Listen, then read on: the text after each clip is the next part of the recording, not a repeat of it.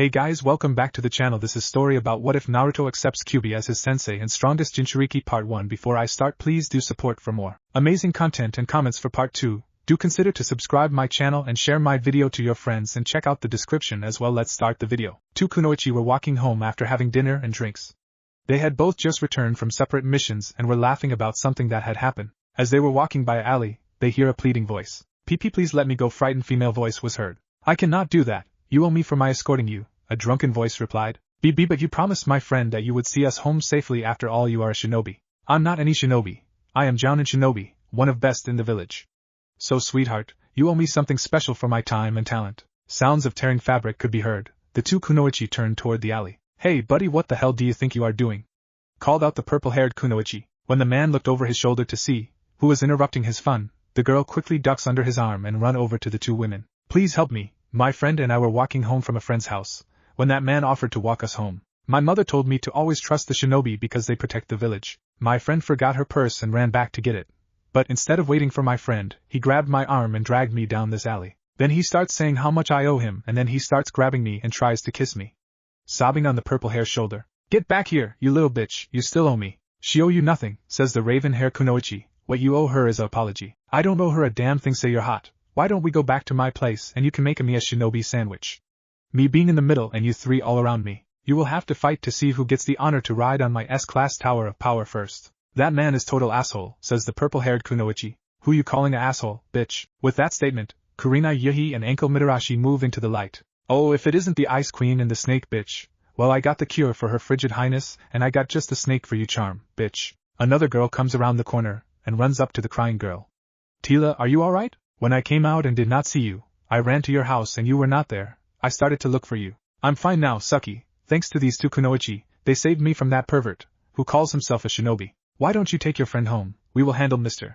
Shinobi," says Kurenai. As the two girls head off, Kurenai and Anko start walking slowly toward the shinobi, who is grabbing his crotch and running his tongue around his lips while making kissing sounds. Anko is slowly twirling a kunai in her hand as they walk toward the shinobi. Anko starts to smile sweetly. And here I was wondering what type of entertainment was there for tonight. As the two girls round the corner, Suki disappears in a poof of smoke. Tila transforms back into a blonde-haired teenage boy wearing a black trench coat with a huge foxy grin on his face. As he walks slowly down the street, he can hear the screams of the shinobi. "That went better than we planned it," kid, a chuckling voice in the boy head. "Having that idiot call them names was a nice touch. I was worried that they might see that shadow clone using those chakra strings to make him into my puppet. But it worked, and now Anko and Kurenai will be making his life a living hell." "So do you think they will take him over to Ibidi for a little TI session?" asked the voice. "Oh yeah, most definitely, and Anko will get an even more playtime. Cammy, boy, you just like your mother in pranking style," said the voice. The blonde-haired boy reaches inside his trench coat and pulls out a black book. He flips it open, runs his finger down a page, stopping at one name, then crosses it out. "And I bet he thought I would forget him after 12 years, Blonde says, smiling wickedly. "Long live the queen, and paybacks are a bitch. Now, let's go home and grab a bite to eat, so we can start planning our next payback and who it will be our next bitch. I'm thinking that the Sylvan Council needs another lesson." Both the blonde and the voice grin evilly. Walking towards the academy at a leisurely pace, Naruto says to himself, "Last night went off better than planned." He and Sensei had already narrowed down the next possible candidates for payback. He was feeling good, dressed in his usual outfit, a pair of black cargo pants, a t-shirt with potential son-in-law on the front, an earth-tone trench coat on with a black whirlpool on the back with an orange spiral trace, his blonde hair held back by a black bandana and a pair of round black sunglasses concealing his eyes. As usual, Naruto was ignoring the glares and stares that the villagers are giving him as he walks by. With his acute hearing he hears them mutter, "Damn demon ought to kill him, how the council can let that go to the academy, damn third is senile," sighing. He just keeps walking towards the academy. He doesn't want to be late today, because today is the start of final exams to graduate as genins. Naruto is not worried about failing this set of exams, because thanks to his sensei he is already stronger than anybody could image. Walking by the Hyuga complex, he stops briefly to look at the oak trees in front of their complex. This is where it all started. Flashback 11 years earlier. 5 years old, Naruto in his Kill Me Now orange jumpsuit is hiding in one of the large oak trees outside the Hyuga complex. He had just lost the latest couple of drunk villagers, who wanted to teach that damn demon a lesson. "Why does everybody hate me?" asked himself for the 1000th time. Hidden in the tree, he sees someone sneaking into the complex. Now, who would be sneaking in at this time of night? Thought Naruto. Several minutes later, he sees the same person sneaking out, but this time he has something in his arms. "This cannot be right, but what can I do?" "You would be amazed what you can do," said a voice. "Who said that?" A startled Naruto looking around for the voice. "No time to talk, follow that man now." He has something that doesn't belong to him, says the voice. Following the stranger was easy. Naruto was already good at moving without being seen. Naruto, we have to stop that person before he gets out of the village. Whoa, wait a minute, he is a whole lot bigger than me and all I got is this rusty Kanai. That all we need, now he heading for the north wall, get ahead of him and I'll show you what to do. Naruto angles past the stranger to get ahead of him. Okay, now what? Naruto, I'm going to borrow your body for a couple of minutes, don't panic, you will be able to see and hear everything that I will be doing. Cool, I can watch. Wait, what this about borrowing my kitsune body? Switch. Mature Naruto poof of smoke, and in the place of 5-year-old stands a 6 feet 2 inches blonde ninja with piercing golden eyes. As Naruto watches, he feels himself pressing against the tree as the stranger approaches. Feels the rusty kunai in his hand rising up. Just as the stranger is even with the tree, it's thrown into a tree off to the left, making a solid thud sound. The stranger freezes and stares at the direction of the strike. Naruto using the distraction to do a leg sweep, causing him to fall backward. As he hits the ground, he's still clutching the bundle. Naruto with a glowing red hand strikes him on the forehead protector, calling out, "Kitsune," paralyzing. The stranger's eyes go wide, before rolling into the back of his head. "Is he dead?" whispers Naruto. "No, I just gave him enough electrical charge to knock him out for a while. Let's see who our thief is." Well, it looks like the supposedly Cloud Country ambassador, and what he carrying? Unwrapping the blanket, a lavender hair girl about 5 years old, looks to be asleep, is inside. That Hinata, what that man doing with her? I think he was trying to kidnap her for Cloud Country, so that they could get a pair of Byakugan eyes. So what's so special about Byakugan eyes, and why did he want Hinata, and what do we do now? Well, if you let me borrow your body a little longer, we will take Hinata home and turn this man over to the third. Okay, just as long as you are careful with Hinata, she is my friend. Naruto bites his thumb, smears blood across palm and smashes it to the ground, Kitsune summoning. A poof of smoke, a 3-tailed black fox the size of a small pony appears in front of Naruto. Bowing her head, "My lord, how may I be of service?" "Take this man to the third's resident, and tell him that he was trying to kidnap Lady Hinata Hyuga. Lady Hinata Hyuga is being returned to her family, and that if he has any further questions to ask Hyuga clan head. Once you have delivered your message, return home. Have a safe journey, Tiffany." "Hi, your orders will be followed." Using her tails, she puts the unconscious man on her back. Before she leaves, she bows again, saying, "It is good to see you again, Lord Kyuubi." "That is so cool." Naruto bends down and gently picks up the sleeping Hinata. Doing a one-hand sign, he calls out, "Kitsune body flicker, Hyuga complex." In a blink of an eye, Naruto sees that they are standing outside the Hyuga complex huge front doors. Naruto starts banging on the door. "Lord Hyuga, I need to speak with you." After banging on the door for several minutes, the door is opened by 2 clan members. "Do you know what time it is, and how dare you ask for Lord Hyuga? Be gone with you or we will use force," growls one of the clan members. "If you don't get his lordship immediately or try to use force, you will greatly regret it. Be gone." One of the clan members reaches out to push Naruto out of the doorway. Next thing that member knows, he is pressed against door with his own kunai pressed against his throat, while the stranger is still holding a bundle in his other arm. "If you value your clan member's life, you will get Lord Hyuga immediately." The other guard looks at his partner's eyes and quickly runs back into the compound. A couple of minutes later, sounds of footsteps rapidly approaching. The door opens up and Lord Hyuga steps out with several members of his clan standing behind him. "I have something precious that belongs to you." "What might that be?" Naruto turns his body, so that just Lord Hyuga can see inside the bundle. Lord Hyuga eyes go wide. "Follow me, the rest of you resume your posts." "Does that include the 4 of them behind me?" smirks Naruto. "Yes," glares Lord Hyuga. Naruto starts to follow Lord Hyuga. He stops and hands the clan member back his kunai. "Nice kunai, good balance." Lord Hyuga leads Naruto into his private apartment. A pregnant woman with long lavender hair and robe is sitting on a couch. "I believe this yours, Lady Hyuga," as Naruto gently kneels down in front of her, unwrapping the bundle to put a sleeping Hinata into her mother's arm. Looking at her face, emotions run from surprise to shock to gratitude as she looked from the sleeping Hinata, her husband, to Naruto. "How?" asked Lady Hyuga. "Yes, that is a question I would like to know too," growls Lord Hyuga. "I was passing your complex earlier on my way to the inn, when I saw a man sneaking into your complex. Then after a couple of minutes, he exited your complex with a bundle in his arms. I thought this was highly suspicious, so I followed the man. I overtook him near the north wall and disabled him and got back your precious item." "Where is that man? I want to talk to him," Lord Hyuga says through clenched teeth. "I had him delivered to the third for questioning because there will be political ripples because of who he is." "Who was it?" "The Cloud Country's ambassador, if I'm not mistaken." Lord Hyuga looks at his anxious wife, both knowing what Cloud Country wanted from their daughter. "Sir, I cannot express our gratitude or debt that I will owe you for saving our daughter. By the way, sir, what is your name?" asked Lady Hyuga. "I'm sorry, I have forgotten my manners, and I'm Kai, a wandering shinobi. If you will excuse me, Lady Hyuga, I must be on my way." "You could at least spend the night, it is the least we can do." Looking at her husband for approval. "You may wish to check Lady Hinata to make sure that they only use some sort of sleeping drug or genjutsu." "Yes, we will call the clan physician to check on her. But first let me show you to your room," says Lord Hyuga. As they exit the room, They both look back to see Lady Hyuga gently rocking a sleeping Hinata in her arms, tears streaming down her face. As they start down the hall, Naruto stops and turns to Lord Hyuga. Lord Hyuga, it's my job as a shinobi to state to you that you have a traitor in your clan. Because a foreigner should not have entered into your complex so easily, and know exactly where to find their target and exit without being detected. Yes, I was thinking the same thoughts. Also Lord Hyuga, how long has Lady Hyuga been ill? Lord Hyuga was startled once again. How do you know that my wife is ill? When I placed Lady Hinata in her arms, I looked into her eyes and saw a light circle around her eyes. The only time I've ever seen this was from someone being given a specific type poison. Poison? What are you saying? Our clan physician says she has a wasting disease that will take her and our unborn child life. Your physician is wrong and not a disease, but poison. Have you not consulted with other physicians to see if your physician is wrong? No, I've not. The clan elders have forbidden me and they have complete faith in our clan physician. Excuse me Lord Hyuga, but if it was my wife, I would be having several different physicians consulted to make sure that there was a chance he is wrong. So what is he giving her? He has some pills that he makes her take several times a day. Lord Hyuga, if I were you I would not trust your physician and watch to see if he panics or runs once he sees Lady Hinata is back. I think your traitor is your physician. Here is your room. If you need anything just pull on the cord. Now if you will excuse me I have things I need to take care of. Thank you for your hospitality, Lord Hyuga, and I hope that I'm wrong. As Lord Hyuga heads back to his wife, thoughts are racing through his mind.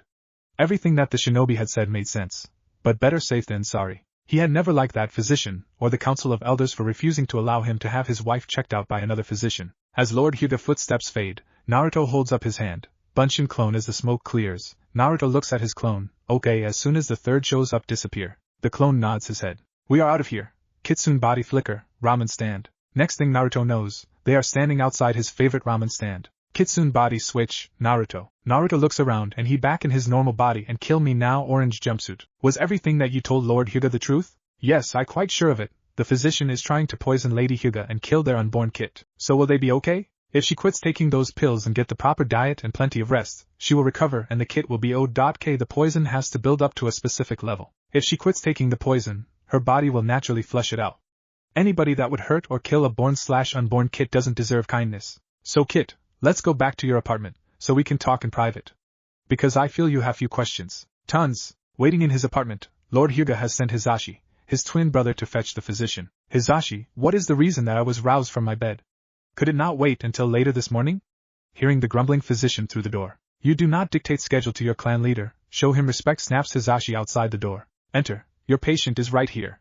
Lord Hyuga waiting to see the look on the physician's face once he enters. The physician doesn't even look around.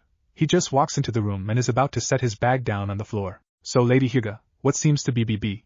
The physician starts to stutter when he clearly sees Hinata in her mother's arms. His eyes shift quickly from Lord Hyuga to his brother.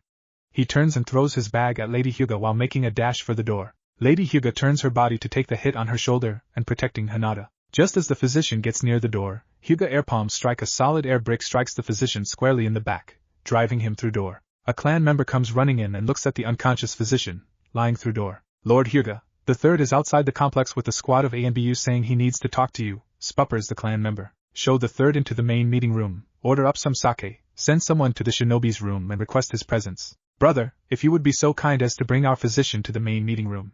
Make sure he stays alive. I have many questions for him. Lord Hyuga kneels down beside his wife, and looking her in her eyes, yes, Kai's right again. He can see white rings around her eyes. Are you alright my love? Did he hurt you? Asks a concerned Lord Hyuga. My shoulder hurts a little. But what was that all about? Hayashi? Kai told me that he suspected the physician was involved with the abduction of Hinata and your condition. And when the physician saw Hinata, he panicked and tried to run. What about my condition? What does Kai suspect? He stated that when he looked into your eyes, he saw a white ring around your eyes. And this was a sign of a certain poison. So please, do not take any more of those pills. I will have them analyzed and we will find you a new doctor first thing. So try to get some rest. I will send for your friend some if you want me to. Yes, I would like that and some ginseng tea please. I just thought of something, Hayashi. What is that my love? How did Kai know Hinata name? Either of us spoke her name to him. That is a good question. I will ask him when I see him shortly. So rest for now my love. Lord Hyuga leans over to kiss the top of his wife's sleeping daughter's heads. Kai had opened his eyes to several things. As he closed the door, there were several clan members waiting outside the door. Lord Hyuga did not say a word. The clan members bowed their heads, they knew their job. Lord Hyuga strolls over towards the main meeting hall. He can see various clan members running to go wake up members of the Council of Elders, to let them know something is going down. As he enters the hall, he sees his brother pouring the third a glass of sake. Several of ANBU are standing around the unconscious physician. As he walks up to the third, his brother hands him a glass of sake. Lord Hyuga sips his drink. He thinks to himself, Kami, I needed this drink. As they are drinking, a member comes over to the three and bows. Your lordship, the shinobi S is gone. He cannot be found in the complex. The member bows and walks away after being dismissed. That shinobi must have been the one who sent the Cloud Country's ambassador to me with the message that the ambassador was trying to kidnap Lady Hinata. Hizashi had snapped up. What, Lady Hinata was kidnapped tonight? How did he get in? Who helped him? The answer to that question is over there unconscious right now. He also was poisoning my wife. Third, you need to arrest him and question him to see if you can find out anything else. I'm afraid if he stays here, he will mysteriously die. And I want answers. Yes, Hayashi, that would be a wise course of action.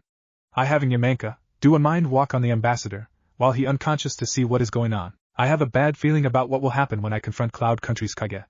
Luckily this situation did not turn into a major fiasco. We do owe that mysterious shinobi a debt of gratitude, because if he had not stopped the kidnapping, the good physician might have gotten away with poisoning my wife and kill my unborn child. Filling their glasses, they silently toast the mysterious shinobi. They knew they better enjoy their sake now because later was going to be a real headache. Back in Naruto's apartment, the voice tells Naruto get some sleep and in the morning, he would explain everything.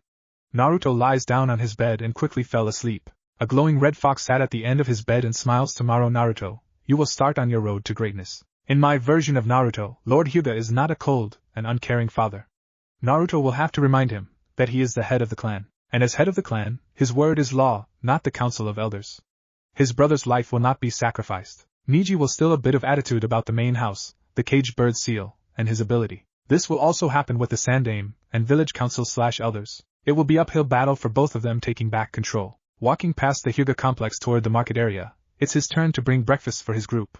Entering the market area by alley, Naruto pauses in the shadows, looking for obvious and hidden threats, routes to use and escape plans, just like his sensei taught him to do. The usual hatred for him was at its normal level. However, he feels a strong wave off to his left. Shifting his eyes towards that direction, he spots 3 genins and a pair of females heading across the market. Kami, if it isn't the brat pack and bitches size Naruto, they will try to make my life miserable, again. And I have to make the breakfast run. Better take care of breakfast first. Staying in the shadows of the alley, Naruto whispers, Kage Bunshin clone, 2 without a hand sign, 2 clones appear. Okay, you know the drill, hedge and one gets drinks and the other gets the food. Meet me at the other side of the market, while I handle the pack. Hi. Naruto starts strolling across the market area. The pack sees him and turns into his path. Halfway across the market, Naruto is stopped by the pack. The pack, a group of 3 genins that had graduated the year before. The genins are all from rich merchant families and had used their family money and influence to get into the academy. Hiring tutors and bribing school officials, they had graduated. All through school, they had made it their favorite pastime to pick on/bully Naruto, since their parents encouraged them, and that he was an orphan. None of the school officials had bothered to try to stop them. Where you think you are going, loser, growls Hazuki Mina, leader of the pack. I think you looking for his the mommy the whore, Hiro Isel sneers. Answer us, Dobe, say Oyama Takaru. None of the pack notices Naruto slowly unclenching his fists. Kami, don't kill the bastards, don't kill the bastards, don't kill the bastards. Naruto slowly cants inside his head. Looking up in fake surprise, oh, I'm sorry Mina. But the brightness of all of your protectors blinded me, so I did not see you. None of the pack realized that the sun was to their backs. Mina-kun, aren't those your sunglasses he wearing? Coos Tsukamoto Yakumo while clinging to his arm. You are right, Yakumo-chan. Loser, give me back my sunglasses that you stole from me, demands Hazuki. Scratching behind his head, Naruto says Tsukamoto is mistaken. I don't understand how she can tell, because isn't she normally in a horizontal or kneeling position? What did you just say? Screeches Odanashus Mimi. I did not say anything, I just commented on Tsukamoto's normal lack of being vertical. That all, grins Naruto. Letting go of Hazuki's arm, Tsukamoto yells, are you going to let him insult me? Hazuki's face turns red. People were watching now and he had to do something. Shoving Naruto behind a vendor stand, Hazuki points at his protector. As an official shinobi of village, I demand that apology to the lady Tsukamoto, and you return my sunglasses. As his back hits the wall, Naruto replies, first and foremost, these are my sunglasses. Secondly, Tsukamoto family is neither a shinobi clan nor royalty. Therefore, she does not have the right to the title of lady. However, the definition of being a female canine is more fitting. But I will not insult the Inuzuka clan by using it out of proper text. I'll teach some manners and respect. Loser, as Hazuki punches Naruto in the stomach. Naruto clinches around Hazuki briefly, before Isel and Takaru grab his arms and pulls him off. Being held up, Hazuki starts to use Naruto as a punching bag. Tsukamoto and Otanashi are jumping up and down in glee, as they watch the 3 starts to work Naruto over. A villager sticks his head around the booth. Hey, you all better break it up. A couple of ANBU are walking this way. The 3 back away from Naruto, letting him fall to the ground. As they start to go, Hazuki looks down at the sunglasses that had fallen off. Putting his foot down on the sunglasses and crushing them. Ops, my mistake, those cheap sunglasses couldn't possibly be mine. Walking away with his buddies laughing and high-five-ing each other, the girls clinging to their arms praising them on their strengths and skills. Naruto listens to them talking as they walked off. Naruto pushes himself into a kneeling position, reaches down and picks up his broken sunglasses. Damn it, I like these. Standing up, Naruto brushes himself off and wipes the blood from his busted lip. He reaches inside his trench coat and pulls out a wallet. Now let's see what old Zaki team has in here, mutters Naruto. The villager, who stated that the A and B were coming, walks over to Naruto and hands him a bag. Here your food, boss. What are you going to do now? Asks one of the clones. First, let's see what in team's wallet. Picture Genin ID card, about 5,000 Ryo, a smiling picture of Tsukamoto, thank Kami she not naked, training schedule and this week's gate password and countersign. Reaching inside his trench coat, Naruto pulls out a scroll, opening it.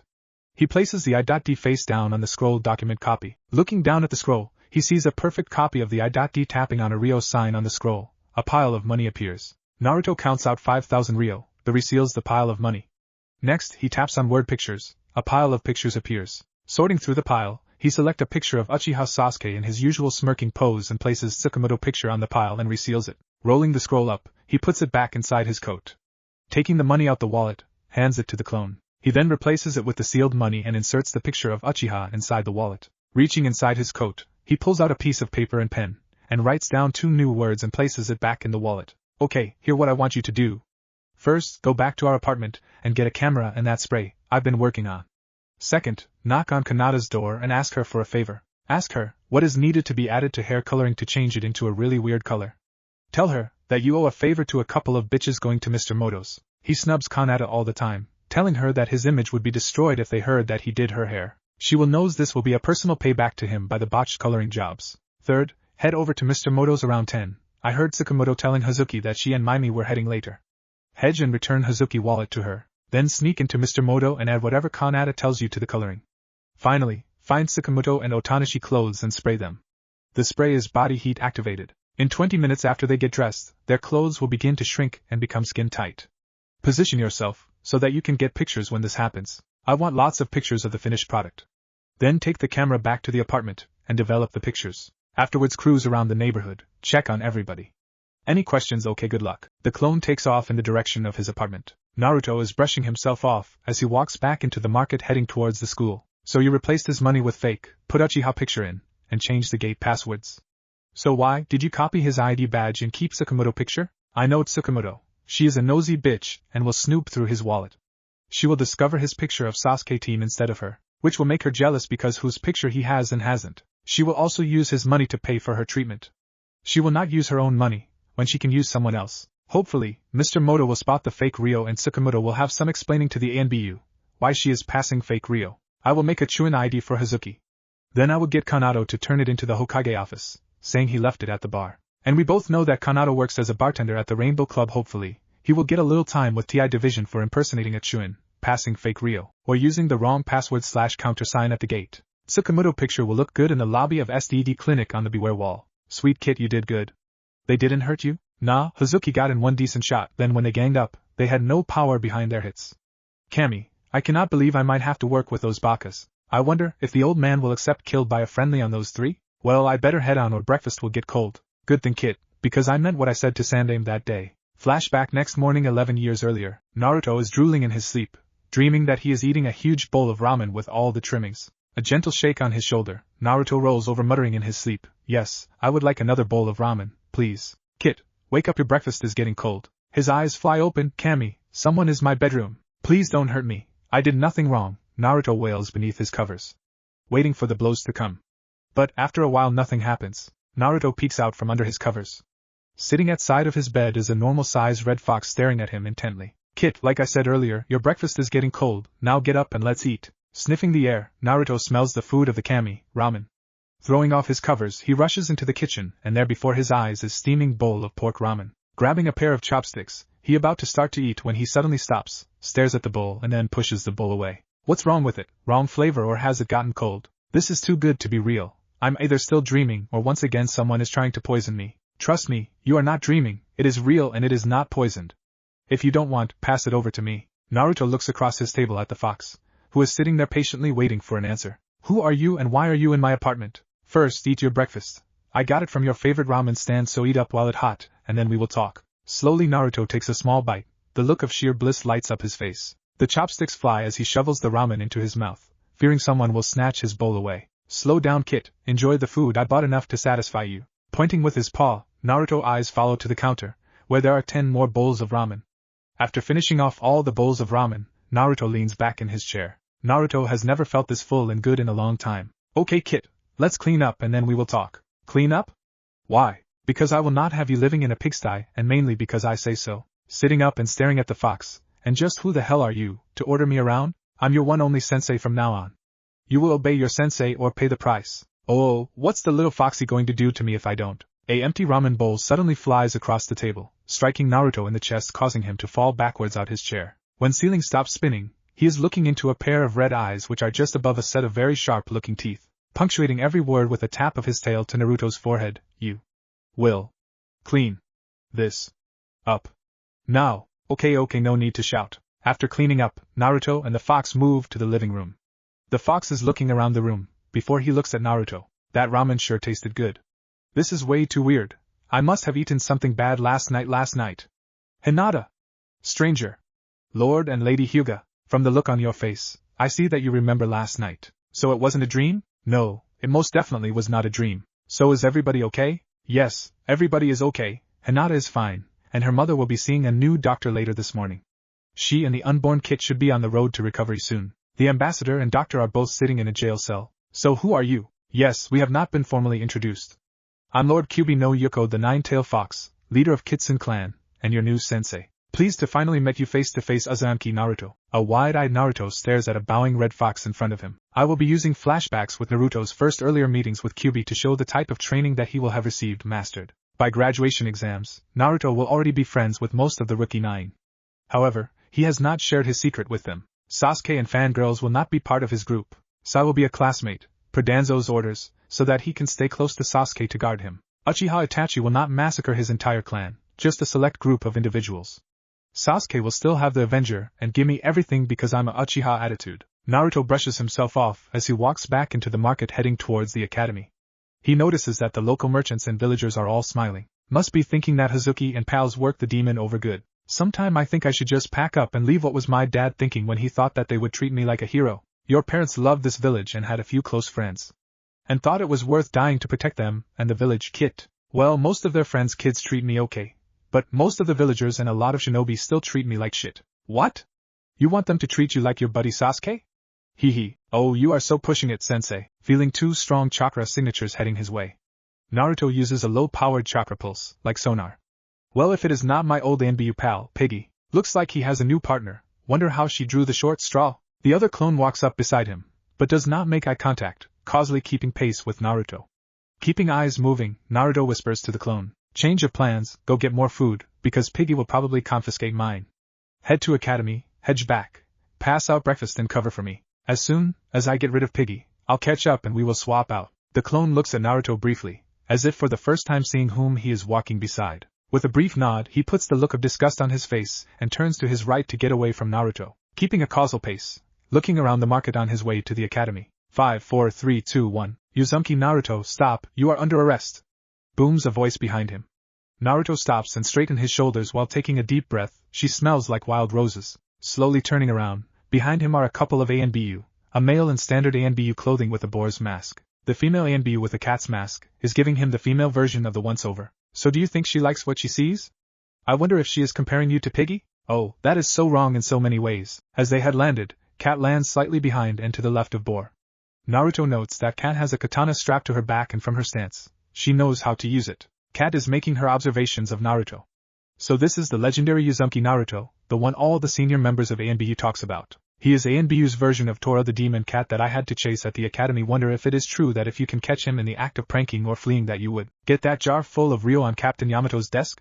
However, if you give chase and lose him, you have to add 500 Ryo to the jar. Somebody say that there's couple thousand Ryo in the jar, and that nobody has ever won it. Starting with his black cargo pants and his choice of a earth-toned trench coat with a black whirlpool on the back of the coat. Glancing at the message on his shirt, she feels safe to guess that there are a six-pack and chiseled pecs under it. His blonde hair is tied back by a black bandana, whisker marks on both sides of his face. A bit of dried blood on the bottom of his lower lip. Looks like he'd been in a fight. She guessed he was about 6 feet 1 inch, and was giving off the feeling of a predator on the prowl. Then their eyes lock, baby blue's eyes with a golden halo meeting a set of hazel green eyes.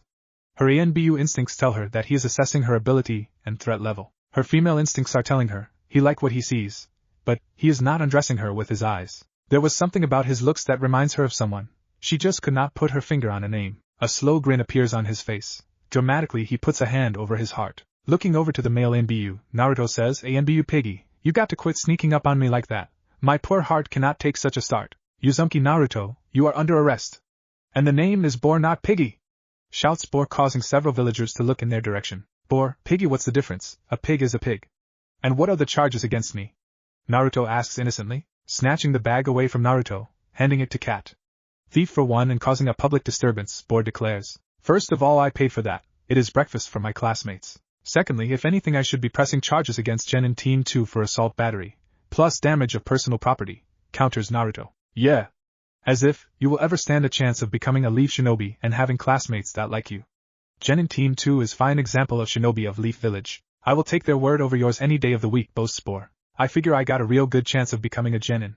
Considering that the academy not only passed that team of Bakas, but also you, Piggy, Naruto says with a smile. Looking into the bag, Cat see couple of breakfast rolls, bag of barbecue chips, from the smell a couple warm cinnamon buns and a receipt from a local bakery. Uzumaki is telling the truth, there are only breakfast items and a receipt, Cat points out to Boar. Well, he oblivious stole it from someone and had not yet eaten the evidence. Boar sneers. So Piggy, are you going to introduce your new partner to me? Forgive me ANBU, since Piggy won't do the proper introductions, I'm Uzumaki Naruto, citizen of the Leaf of the Village, soon to be graduating from the academy and becoming a fellow shinobi, bowing to female ANBU. Cat starts to introduce herself to Naruto. But Boar cuts in, don't bother being friendly with that thing, he is just troublemaker and thief. Cat notices that Naruto's eyes seem to grow a little darker blue and his body seems poised to strike. Then he relaxes and causally asks, say, Piggy, what seems to be your problem with partners? What this make partner number 5 or 6? I liked your first 2 partners, Raven and Dog, they would buy me ice cream. Otter was indifferent at best. Has Blue Bird recovered from her accident? Leaning towards the cat, Naruto whispers rather loudly, if I were you, you don't give Piggy any sharp objects nor get in front of him. When he has them in his hands, he does not always verify his target before throwing. Seems he mistook Blue Bird for me by accident, and then left her bleeding and unconscious while he was supposedly in pursuit of me last year. If I had not found her and taken her to the hospital, she might have died. Straightening up, Naruto looks Boar in the eyes. So what fairy tale did you told the review board? I had thrown a Kanai or used a Genjutsu. You were just defending yourself and could not catch me? A lowly academy student besting a Jonin ANBU. How embarrassing. Rumor mill around the teacher's lounge was you were almost kicked out of ANBU for that little mishap. So how many of your friends from the civilian council members were sitting on that review board to save your bacon? Well, it's been nice chatting with you, but I have to get going. Cat could feel the killer intent hatred radiating off Board directed at Naruto. Naruto was just studying his nails and had a bored look on his face. Then something clicked in Cat's mind. Why am I not sensing any chakra from Naruto? I feel Boars and couple of shinobi watching, but I feel nothing from Naruto. Either he got little or no chakra or he is masking his chakra signature. If he doing that at his age, then he is definitely stronger than he looks. Kit, Piggy is stalling you, trying to make you late for school. Yeah, I know, that's why I sent the other clone ahead of me, so that I won't be late. I know who is trying to delay me after first seeing the brat pack. Moreover, Piggy going to try to further delay me. Well, better end this and get to class. You are not going anywhere, snarls Boar. Cat notices that Naruto's eyes turning to an icy dark blue as he turns to face Boar. Alright Piggy, either you arrest me, put me in handcuffs and let's go stand in front of the Sandaime, so that you can officially press your charges against me. Just remember, the civilian council will not be there to save you this go-round. Or you can give me back my breakfast items. I will be on my way. Fine, here your breakfast items back. Grabbing the bag out of Cat's hands, Boar turns to hand it to Naruto, but drops it at his feet and steps on it. Ops, accidents will happen, Boar says sweetly. Looking at the bag on the ground, Naruto slowly nods his head. Yeah, at least this time your partner does not need medical assistance. Boar's outrage was visible to Cat as she watches as he started to draw a weapon on an unarmed Naruto. Why you damn D sputters Boar. Grinning evilly, Naruto leers at Boar. Go ahead say it, I know you want to. Cat backs up, ready to jump in to defend Naruto from Boar's attack. Boar is literally trembling with rage, but something is keeping him from attacking Naruto. Finally Boar steps back. You are just lucky that the Sandaime passed that damn law. Yeah, like that you ever cared about the law, Piggy. Naruto turns slightly to bow to Cat. It was nice meeting you ANBU. Hopefully, you will get a real partner soon. As Naruto walks past Cat, he whispers, watch your back. Cat noticed that when Naruto had bowed to her, that he was watching Boar. Kat decides when she got off this shift to talk to her girlfriends, Anko Kurinai, about Boar's history and Blue Bird accident. She was going to also ask them what they knew about Uzumaki Naruto, and what law was Boar talking about. Her train of thought was broken when Boar growled that they were continuing their patrol. Leaving the marketplace, Naruto starts to trot towards the academy, formulating various plans on how to switch with the clone. Well, Piggy's new partner doesn't seem to be an idiot. She was very observant of both you and Piggy. I did not pick up any type of hatred against you. She might be one of the younger generation that has not been made biased against you. She looks and acted like a very intelligent and capable kunoichi. Hopefully, Piggy's bad habits will not rub off. She smells like wild roses. She must use either a herbal shampoo or soap. Yes, she smelled nice. I almost didn't smell her because of Piggy's aftershave. It probably has a name like Sweaty Buddha or something. Probably buys it by the barrel. Probably one of his friends on the civilian council gives him a discount. Almost got Piggy to blow a gasket. I think my introduction went well. Yes, it went smoothly, just like when I introduced myself. Flashback 11 years earlier. So who are you? Yes, we have not been formally introduced. I am Lord Kyuubi no Yuko, the Nine-Tailed Fox, leader of Kitsune Clan, and your new sensei. Pleased to finally meet you face to face, Uzumaki Naruto. A wide-eyed Naruto stares at a bowing red fox in front of him. You are the demon fox that destroyed the village. The Kyuubi's head snaps up. I'm not a demon. Come to think about it, you don't look like a demon.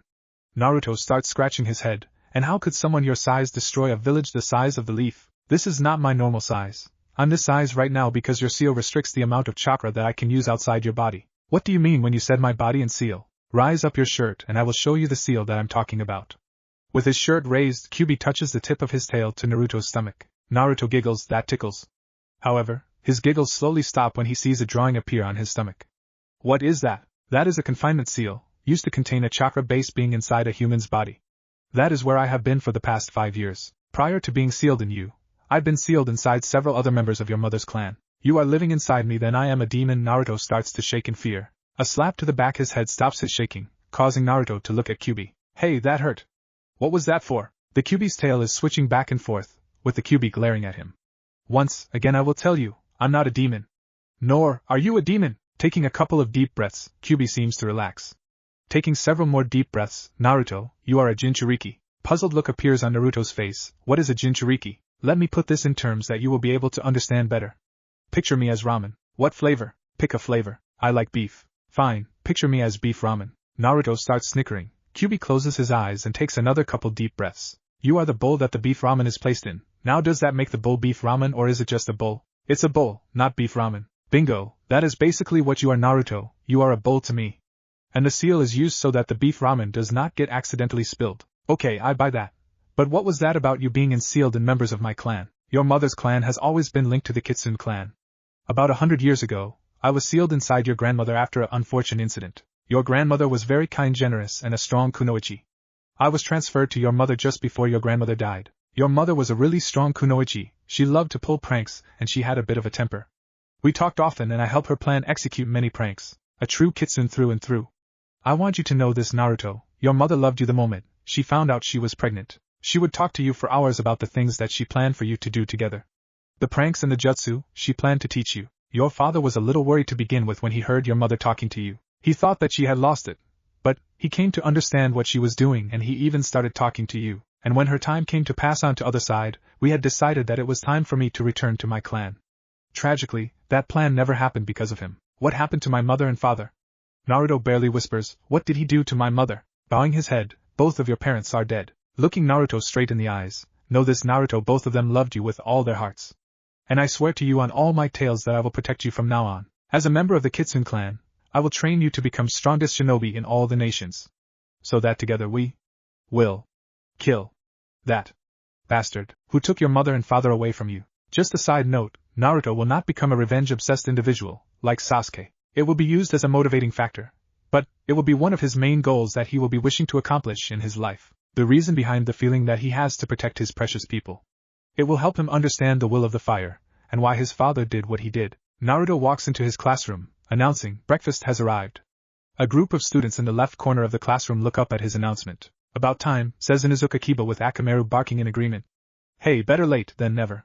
Naruto counters, walking towards his group. Once again, he is ignoring the glares of many of his other classmates. Okay, let's see if I got everything right. One large decaf, placing a large cup in front of a sleeping Nara Shikamaru. One bag of barbecue chips with the X-large Ninja Cola, light on the ice, places items in front of a kimchi choji. One morning meadow tea with a touch of honey, handing cup to Abdurrahim Shino. 2 meat breakfast rolls and 1 Kage energy drink for you too, having it snatched out his hands by Kiba. Naruto looks down at his hand to count, make such that all his fingers are still there. And last, but never forgotten, 2 cinnamon buns with a double hot chocolate for the lovely lady, gently placing items in front of slightly blushing Hyuga Hinata. Then looking in the bag, turning upside down and shaking it. Damn it, they stiff me again on my order. Want some of my chips?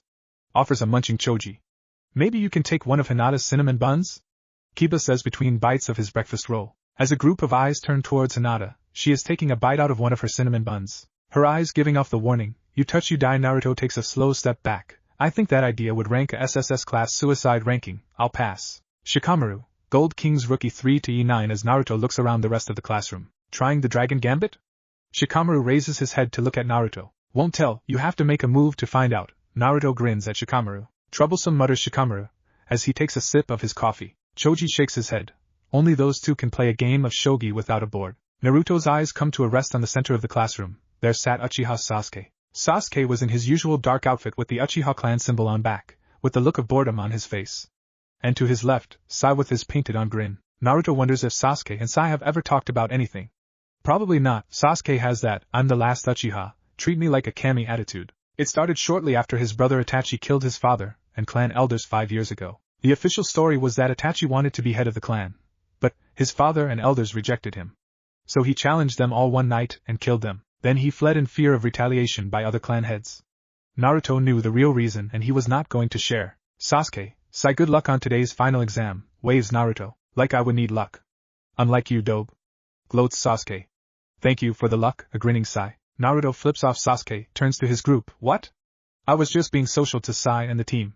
Shino, what are the odds for final race? Shino pushes his sunglasses back up on his face with his free hand. Ino has come on real strong the last couple of weeks, so Sakura and Ino are in a tie going into the final race. Looking at Kiba and Akamaru, so dog, who do you think will win the last race? Akamaru barks twice. You think so, dog? No way. Double or nothing, says Ino will take Sakura easily. Akamaru barks once. Yuan. Naruto sticks his fist up to Akamaru, who bumps his paw against it. Easiest money I've ever made, chuckles Naruto. Looking over at Choji, who is shaking his head. What? You know Akamaru never bets on losers. Kiba, yes. Akamaru, no, say Choji after taking a sip of his cola. Damn it, Choji, right, Akamaru never bets on losers. Well, there's a first time for everything, grumbles Naruto. Kiba and Akamaru heads turn towards the door. Slowly sounds of a stampede are heard approaching. Everybody in classroom moves away from the door, having witnessed the daily stampede for the past several years. Several classmates having the unfortunate experience of being too close to the door when it opens move further back. The door bangs open, with 2 females seemingly wedged in the doorway. Out of my way, Ino pig! Screeches the pink hair Sakura. No way, forehead brow! Screeches back the blonde hair Ino. Everybody in the classroom winces at the screeching of the two. For a couple of seconds, it seems that the two are stuck. Sakura turns her shoulder and vaults past the stumbling Ino. Sakura jumps into the seat vacant beside Sasuke. I win in your face, Ino pig! Sakura turns and wraps her arms around Sasuke. Sasuke-kun, how are you today? Are you ready to graduate and be teammates? Sasuke pulls Sakura's arms off of him. How many times do I have to tell you to quit hanging on to me and I'm not your kun? Sakura's bottom lip is quivering and tears are forming in her eyes.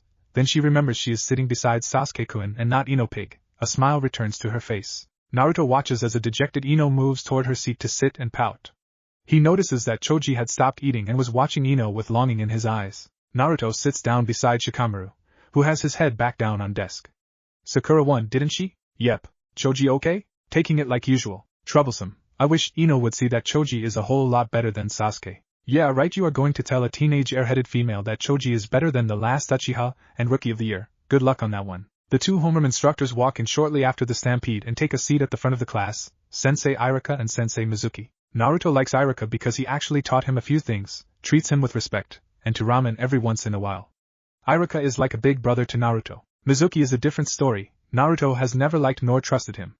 Mizuki has gone out of his way to make life miserable for him at school and in public. Naruto is watching to see the reaction on Sensei Mizuki's face when he takes roll call. Mizuki had told everybody yesterday that if you were late today that you would have to repeat next year. Mizuki has his head down as he calls roll. After Sasuke grunts out a reply, he starts to put up his clipboard. Sensei, you forgot to call my name, Naruto calls out. Mizuki's head snaps up to look over in the left corner, to see a smiling Naruto waving at him. Shikamaru sees a brief look of hate in Mizuki's eyes as he looks at Naruto, Looks like Mizuki not happy to see you, Naruto. I wonder why. Okay, class, remember that this is a 3-part final, written, skill and jutsu.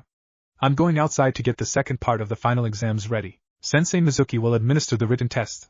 I know you will all do your best, so good luck, says a smiling Irika as he walks toward the door. Just as he opens the door, voices can be heard yelling outside the classroom windows. Irika, Mizuki, and most of the class move towards the windows to see what's going on. Outside fence of the classroom is a group of teenage girls and boys holding up signs with messages. Good luck, Sasuke, Sasuke Rookie of the Year, and a collection of calls/dates/marry me, Sasuke signs. And all of them are yelling encouragement for Sasuke. Sakura, Ino and several other girls in the class are staring daggers at the girls holding up the calls/dates/marry me signs. Sasuke is staring at the window with his usual bored look. Damn, that one in the back is definitely not high school. Points Kiba. Yeah, I think you're right, Kiba. Sensei Mizuki, isn't that your new girlfriend? Naruto asks innocently. Mizuki glares at Naruto. Sensei Irika sticks his head out the window, and using his large head jutsu orders those outside the fence to leave at once. The group starts to grumble and walk away. Irika leans back into the classroom and tells everybody to take their seats. As Naruto sits down beside Shikamaru, without raising his head asks, "Where you been, Naruto?" Adjusting his chair. "What do you mean? I've been here the whole time." "Then you better wipe the dried blood off the corner of your mouth before someone else notices." As Shikamaru straightens up, Naruto wipes the corner of his mouth. "Thanks, Shikamaru. So you made the switch with your clone when everybody rushed to the windows?" "Yeah, he went out the door and dispelled and I walked to the window, basic and simple." "How you get the mob to form?" "Was too hard," shrugged Naruto. "Stop off the bakery and drop a few words how much Dobe would like to have a cheering section before the test for him. It pretty much took a life of its own. Got lucky that the door was open when the show started. Went up to the window to be seen. Like you always say, keep it simple, stupid." Shikamaru nods. "So what's your real reason for being late?" "Brat Pack and Piggy had to wish me luck on today's exam, and you know how touchy-feely they can get." "So have you figured out your next move?" Naruto asks as he hangs his trench coat over his chair. "Have not thought about it. Been getting ready for the exam." Shikamaru looks over at Naruto. Naruto is leaning back in his chair with his hands behind his head staring at the ceiling with the look of total calm written all over his face. Taking a sip for his coffee, Shikamaru remembers the first time he met Naruto. Flashback 5 years earlier, sitting under an oak tree at the park with a shogi board set up, Shikamaru was waiting for Choji to make a move. Shikamaru was feeling bad, because he knows Choji does not like shogi, but is playing it so Shikamaru won't be accused of watching clouds all afternoon. Choji reaches to move a pawn. "If I were you, I won't move the pawn. But move your silver king bishop h2 to d6. Both Choji and Shikamaru look up for the board and around, but they don't see anyone. Up here, the voice is heard again. This time, they look up into the oak tree. Lying on a branch over the top of them is a blonde-hair, whisker-faced boy about their age, in a kill-me orange jumpsuit. He sits up and jumps off the branch to land beside the two players. "Well, that would be the move that I would make," says the blonde-haired person. "You the prankster, Uzumaki Naruto, aren't you?" states Choji. "At your service," bows Naruto. "And you are Akimichi Choji and Nara Shikamaru, future clan heads of the Nara and Akimichi clans," counters Naruto. Raising an eyebrow, Shikamaru asks, "How do you know who we are?" "Because I know all, see and hear all, and know what goes bump in the night in Konoha. If it's been rearranged, broken, stolen, or missing, the blame is automatically placed on me. Because I'm the one and only Uzumaki Naruto, the terror of ANBU village security. Besides, I heard you two call out each other's name." Naruto does a dramatic bow to the two. "Well, I guess I got to go find another tree to catch a nap in." "Why?" Choji mumbles between his fingers as he puts more chips in his mouth. "Because a vast majority of the citizens in Konoha don't like my presence, and any association with me is frowned upon by the locals and the civilian council." "Why is that?" Choji says between handful of chips. "I don't have a clue why. It's been this way since I can remember, and it's never gotten better. Nobody will ever tell me why, they just hate me." Naruto knew the reason why, but he not going to tell Shikamaru or Choji. "Sounds troublesome. So do you play shogi?" "I've watched several other people play quite often and I think I have a basic understanding of the game. Nobody has ever asked me to play." "Well, that was a better move, you suggested. Why don't you finish the game?" "Shikamaru always beats me." Choji moves over, so that Naruto can sit down. "Okay, but blame me when your parents read you the riot act about associating with a known prankster." Naruto sits down behind the board. That afternoon, Shikamaru won all his games. However, Choji noticed that Naruto made him have to concentrate to win all of them. After the last game, they moved out to a hill to watch the clouds go by. There they found out that Naruto would be starting the academy with them. Walking out of the park, Shikamaru and Choji noticed how all the villagers were staring at them, or specifically Naruto. Naruto just ignored their stares, but seemed to keep an eye on the villagers that they encountered or passed. Once they started the academy, they noticed that the teaching staff tried to warn them away from Naruto, and how the teaching staff would do everything in their power to make school difficult for Naruto. Shikamaru asked his parents why the villagers and teaching staff hated Naruto. His parents looked at each other, then his father asked him, "What do you think about Naruto?" Shikamaru thought for a couple of minutes. He seems to be alright, treats everybody fairly, and he plays a real good game of shogi. Then that is your answer. His father smiles at Shikamaru. End of flashback. It had taken Shikamaru almost 2 years to notice that Naruto was quietly and gently helping everybody. He helped almost everybody in the class to get better and stronger. Sensei Iruka had discovered a couple of retired teachers and jonins at Ichiraku ramen stand. One morning, they were bored with retirement, and were happy to help young genins with any classroom or training drills after school. This gave them something to do and kept them active in the community. The students just had to be willing to show effort and desire to get the help. It took Shikamaru almost 6 months to find out that Naruto had arranged for Sensei Iruka to discover the hidden treasure of knowledge and experience. Shikamaru also found out that these retires all lived in Naruto's neighborhood. Sipping his coffee, Shikamaru smiles. "You brought us a long way, Naruto." As Iruka leaves the room, Mizuki stands up with a stack of test booklets. "This test will cover a wide range of subjects, so if you have studied then you shall pass." As he starts to pass out the test booklets, Naruto closes his eyes. "Yeah, right, everybody will get a fluff test and I'll get my usual Genjutsu enhanced quiz. I wonder what Mizuki would do if I aced his test? Probably would figure you cheated somehow and still fail you. Once again, oh wise and learned sensei, you are correct. Might as well play his game since he has been setting this up for the past couple of weeks now. Would hate for all of his planning to go to waste. He'll make his move after you fail the mandatory jutsu test, with some lame excuse on how you can still pass or something." "That sounds about right," dangled the proverbial carrot in front of me. Sitting up and getting a pencil out of his trench coat, Naruto looks over at Sasuke and whispers rather loudly, "Sasuke." Everybody in the class is looking at Naruto and Sasuke. Grinning, Naruto gives 2 thumbs up. "Whatever, dope," Sasuke grunts as he looks at the test booklet that Mizuki has placed in front of him. Sakura glares at Naruto for daring to talk to her Sasuke-kun, her fellow Rookie of the Year title holder. Looking down a couple of rows, Naruto sees Hinata turn around to look at him. "Good luck, Hinata." Naruto lip syncs. A blushing Hinata turns around to receive her test booklet. Yawning Shikamaru, "You love to torment Sasuke, don't you, Naruto? Hey, we all got to have a hobby. So are you ready to beat the Rookie of the Year?" "Why bother, I'm just going to pass, so mother will quit nagging me." "Say, do you have a pencil I can borrow?" Shikamaru feeling around his pockets for a pencil. "Shikamaru, catch!" As Choji throws a pencil at him, some things never change. He could be the Rookie of the Year, if he would just stay awake. The pencil bounces off Shikamaru's head, but Naruto catches it before it hits the floor and hands it to Shikamaru. Mizuki had been telling everybody to do their best. The test will last 3 hours and if he catches them cheating, that they will automatically fail. As he stops in front of Shikamaru and Naruto, he hands out the 2 final test booklets. Smirking at Naruto, "Good luck to you all and begin." As he walking away, Naruto looks at his test booklet. It seems to have the usual exam questions on it, but Naruto can see the genjutsu that been placed on a majority of the questions. A word or 2 added or changed, so that he would have a completely different question. Mizuki would dispel the genjutsu, so that the actual test would appear and most of Naruto's answers would be wrong. That way, when Mizuki showed the test to Iruka, he would see that it was Naruto's handwriting and how he missed all those questions. "Kami, you would figure after all these years, he would get better at putting a genjutsu on your test. Now that would mean he would have to make an effort to get better.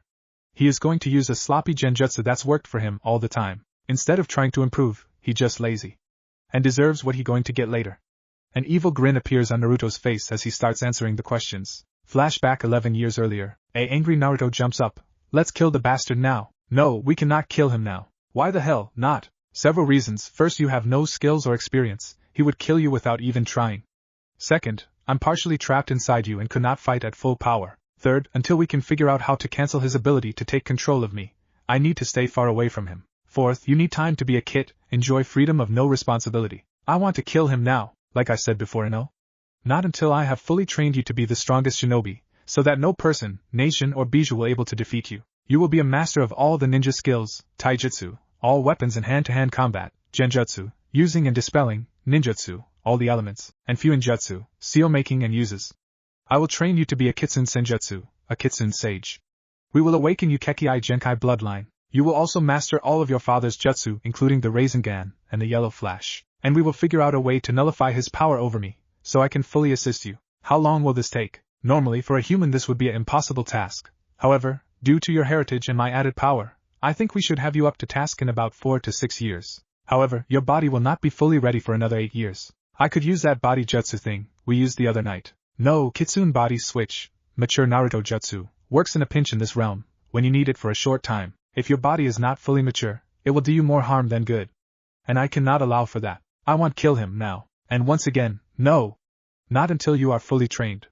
In addition, I'm not going to let you become obsessed with this revenge fixation. Being obsessed with revenge gives you tunnel vision. You would only focus on that objective and nothing else will matter, your morals, family, and protecting your precious people. The wanting to get even is a strong driving force. However, you must use it to help you reach all your goals, not just one. And who knows, somebody might kill the bastard or he dies of old age/sickness before we get a chance. Kami has a way of screwing with your plans most of the time, and if you cannot accept that, then I will use a memory seal on this memory to keep you from becoming obsessed with revenge. Grumbling, okay, I'm not happy with the idea, but I'll go along with it for now. So how will we start training? Your training will be different for any training you could possibly image. You will be literally training 24 hours a day until I say otherwise. Naruto looks at the clock on the wall, starts counting on his fingers. A puzzled look appears on his face. Just how am I supposed to do all that?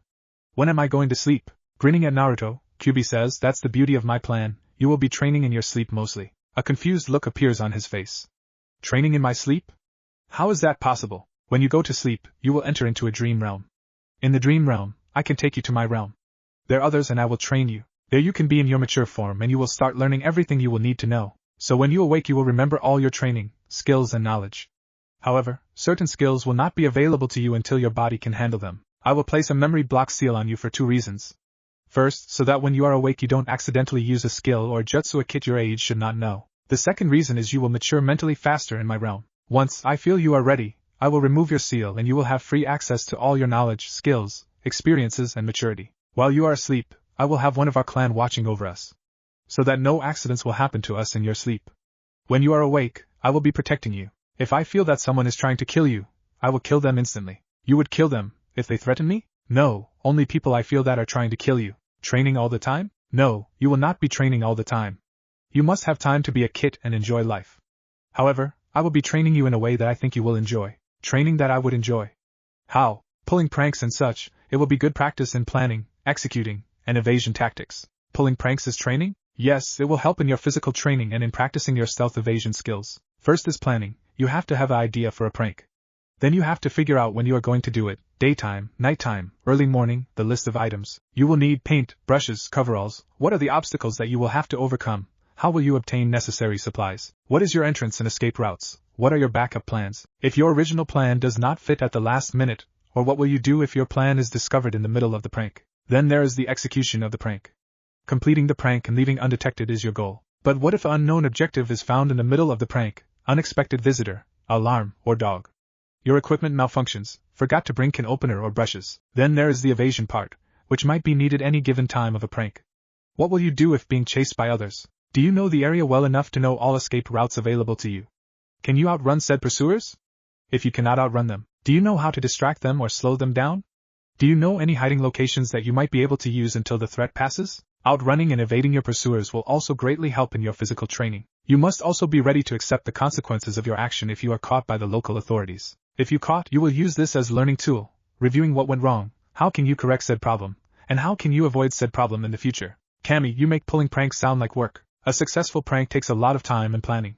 If I think a prank is too dangerous, I will stop you. I will not tell you what to do so you can learn how on your own. A majority of the time, I will just sit back and watch.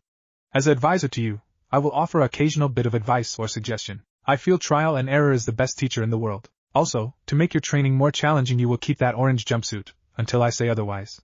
It will definitely help you in your stealth and evasion training. Hey, what's wrong with my clothes? That jumpsuit screams kill me because it makes you stick out like a beacon.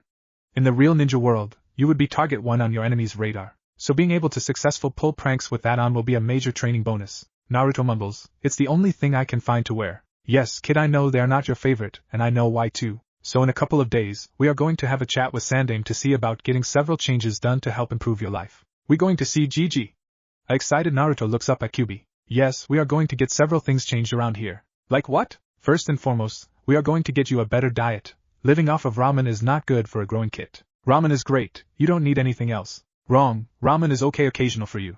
But for a growing kid you need a better diet. You will eat what I will have prepared for you and before you start pouting you will be able to have your ramen. But only on a limited amount. Define limited amount. I'll allow you to have it 4 times a week. But for lunch or dinner only.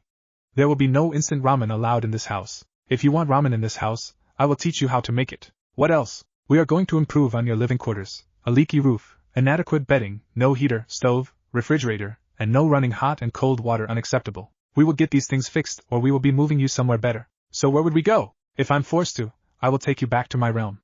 There I know you will be taken care of. However, that will probably be a last resort. Why that? That would mean you would have to leave Konoha for a while. I don't want you to miss the Sandaime or making friends. I don't think the Sandaime would approve too much either. Couple of days later, Naruto walks into the Hokage office. Sitting behind his desk with a stack of paperwork in front of him is Sarutobi Hiruzen, the third Hokage. Looking up from the paperwork, he sees Naruto and smiles at his favorite adopted grandson. What brings you here today, Naruto? Looking Gigi straight in the eyes, I want to talk to you about something. But, it kind of personal. Don't worry, Naruto, anything you say in here, stays in here, Hiruzen says as he takes a drag off of his pipe. Well, I want to show you something that I've learned. Naruto pulls a kunai out of his pocket and throws it into the coat tree holding Hiruzen's hat. Damn it, Naruto, you should not have a kunai, nor should you be throwing around my office, shouts Hiruzen. Why, Gigi, should a coat tree be bleeding? Naruto points at the coat tree. Hiruzen's head snaps around to stare at the bleeding coat tree. Anbu. Two Anbu appear beside the coat tree with a kunai in their hands. Hiruzen raises two fingers up, dispel, Kai. The coat tree turns into a bleeding Anbu dressed shinobi with a kunai stuck in his shoulder. But, his headband is different from the other two Anbu. Damn Shimura Danzo, I'll have his ass for this Anbu. Take this agent to Ibiki for questioning. After he finished, give him back to Danzo, commands a fuming Hiruzen. As the two Anbu take the agent away, Hiruzen sits down with a puzzled look on his face. How did you know that coat tree was an agent? After looking around the room once more, Naruto's hands flash through rapid number of hand signs, then slams his hand down on the floor. Room sound seal jutsu, a blue light brief coats the room before disappearing. Hiruzen pipe is dangling from his mouth. When how did Naruto learn to do that? Taking a seat from across Hiruzen's desk, Naruto looks at Hiruzen. A deeper voice is heard from Naruto. Judging from the look on your face, you have questions, to which I have answers and also have questions for you. A serious look takes over Hiruzen's face. Who are you and what have you done with Naruto? Oh, you know who I am, and Naruto is right here, tapping the side of his head. Right now, he is practicing basic chakra exercises. I did not think he needs to be in on this conversation. I'm not here to fight you. Kyuubi, what do you want? As Hiruzen grips a kunai in his right hand. What I want is a nice tall glass of bloody mystic rain sake and my freedom. But, we both know that is impossible, for now. What I am here for really is to explain to you how I'm going to train Naruto. And how you are going to help make Naruto's life better. If you help me, I will tell you something that will make your life so much simpler and enjoyable. How do I know you are telling the truth after what you done to Konoha? Bowing his head and pinching the bridge of his nose, Naruto, Kami, I knew this was not going to be easy. I ashamed to tell you this. But the times that I attacked Konoha, I was being controlled by a genjutsu. If would make you trust me more, summon Lord Enma and he can tell you whether or not I'm telling the truth. You expect me to believe that the strongest tailed Bijou can be controlled by a genjutsu? Hiruzen staring at Naruto with disbelief. Look, either contact Lord Enma or I can see this conversation is going nowhere, and I will be forced to go to an alternate plan, snaps Naruto. And what plan is that? You really don't want to know. I think the fourth is already disappointed in you and this will disappoint him even more. What do you know about the fourth, except that you killed him, snaps Hiruzen, jumping out of the chair and slamming his hands onto Hiruzen's desk scattering paper. I know everything about the fourth because we used to talk about Naruto before he was born. Taking a couple of deep breaths, Naruto sits back down, with his head bowed. It pains me greatly to know that I'm the reason that Naruto has no loving parents to be raising him. I knew it pained Namikaze Minato to have to place me into Naruto, and for him to sacrifice his life for his son and this village. I grieve every day knowing that I was responsible for the death of Uzumaki Kushina, Naruto's mother, my friend and member of my clan. I'm sorry for all the destruction and loss of life that I caused. As to how I know what Minato was thinking, Kushina's seal allowed for me to leave briefly and enter into your realm. We would sit and talk and drink a little sake together. I know that Minato used the only sealing process he knew to stop my rampage and its cost. For your information, no, I've not told Naruto who his parents are. Right now that would not help Naruto. If that knowledge was released, we both know Minato's and Kushina's enemies would be here. And your damn civilian council would throw the demon brat out the front gates to save their sorry asses. Shaking his head sadly, Hiruzen has to agree with the last statement. He knew because he was constantly having conflicts with the civilian council over Naruto. Even with the laws that he implemented did not seem to discourage the villagers and several shinobi. Danzo was constantly trying to get the council to let him have Naruto. Danzo want Naruto so he could turn him into a weapon. Looking at slumping Hiruzen, Naruto can see the pain in his eyes. You have tried, Professor. But, that civilian council has taken away a lot of your bite. And the sad part is you have let them. You have forgotten that you are the Hokage, your word is law. If someone breaks your law, they will be punished. The elders, civilian and shinobi council are just that, council, nothing more. They can suggest changes, but your word should be final. Hiruzen sighing, what do you want? What I need are funds to improve the kids' home, food supply, and clothing. There will not be visible changes, just simple things like a decent place to live, working facilities, and warm clothes and bedding. Allow me access to Namikaze Minato's bank account. But he has that I give him a monthly allowance to cover everything. Shaking his head, sadly it does not. His current landlord just shows up to collect that ransom that he calls rent each month. Nothing functions correctly in his apartment. Roof leaks, no heat, and no hot/cold running water. Almost no merchants will sell anything to him. And if they do, they have marked the price up 50 to 100 times its actual value. The grocery stores won't sell him anything that's fresh. It's either spoiled/rotten and at an outrageous price. The only merchant to treat him fairly is a ramen store owner. He feeds him whether or not he can pay. I'll stop that, I'll have a talk with them, Hiruzen declares with determination. It will do no good, because of the power that you have let your civilian council take from you. The merchants will claim that they have the right to charge what they want to anyone. The civilian council will back them up. The landlord will just say, no tradesman is willing to work on the demon's brat home. So what can you do differently that I cannot do? Asks Hiruzen. With access to Namikaze Minato bank account, I will purchase the building that Naruto is living in under several dummy business fronts. The building will be placed in Naruto's name, but it will be hidden in the paperwork. I will fire the current landlord and replace him with someone less biased. Using members of my clan, we will secretly fix the building of all its problems. We will rent out the other rooms to people that I feel will not be a threat to Naruto or attract unnecessary attention. The building will retain its outward appearance, but inside it will be a livable apartment. I will use members of my clan to purchase supplies and food that Naruto will need from other locations. Like a true shinobi, the building will have the same outward illusion to fool the general public. You mentioned training him. What are you going to teach him? I plan to train Naruto, so that he has no equal in the shinobi or in the Bijou world. His name will strike more fear in the hearts of shinobi realm than his parents' names combined. He will be as strong and possibly stronger than me, and when his training is done, we will start our search for the person responsible for his parents' death. And while we are searching, we will be your private ANBU Black Ops agents. I have already sent my clan members out into your realm to start tracking that person. Any information that they may uncover that may be of use to you concerning Konoha or its personnel will be passed to your summon's realm, so that one of them may bring you the information.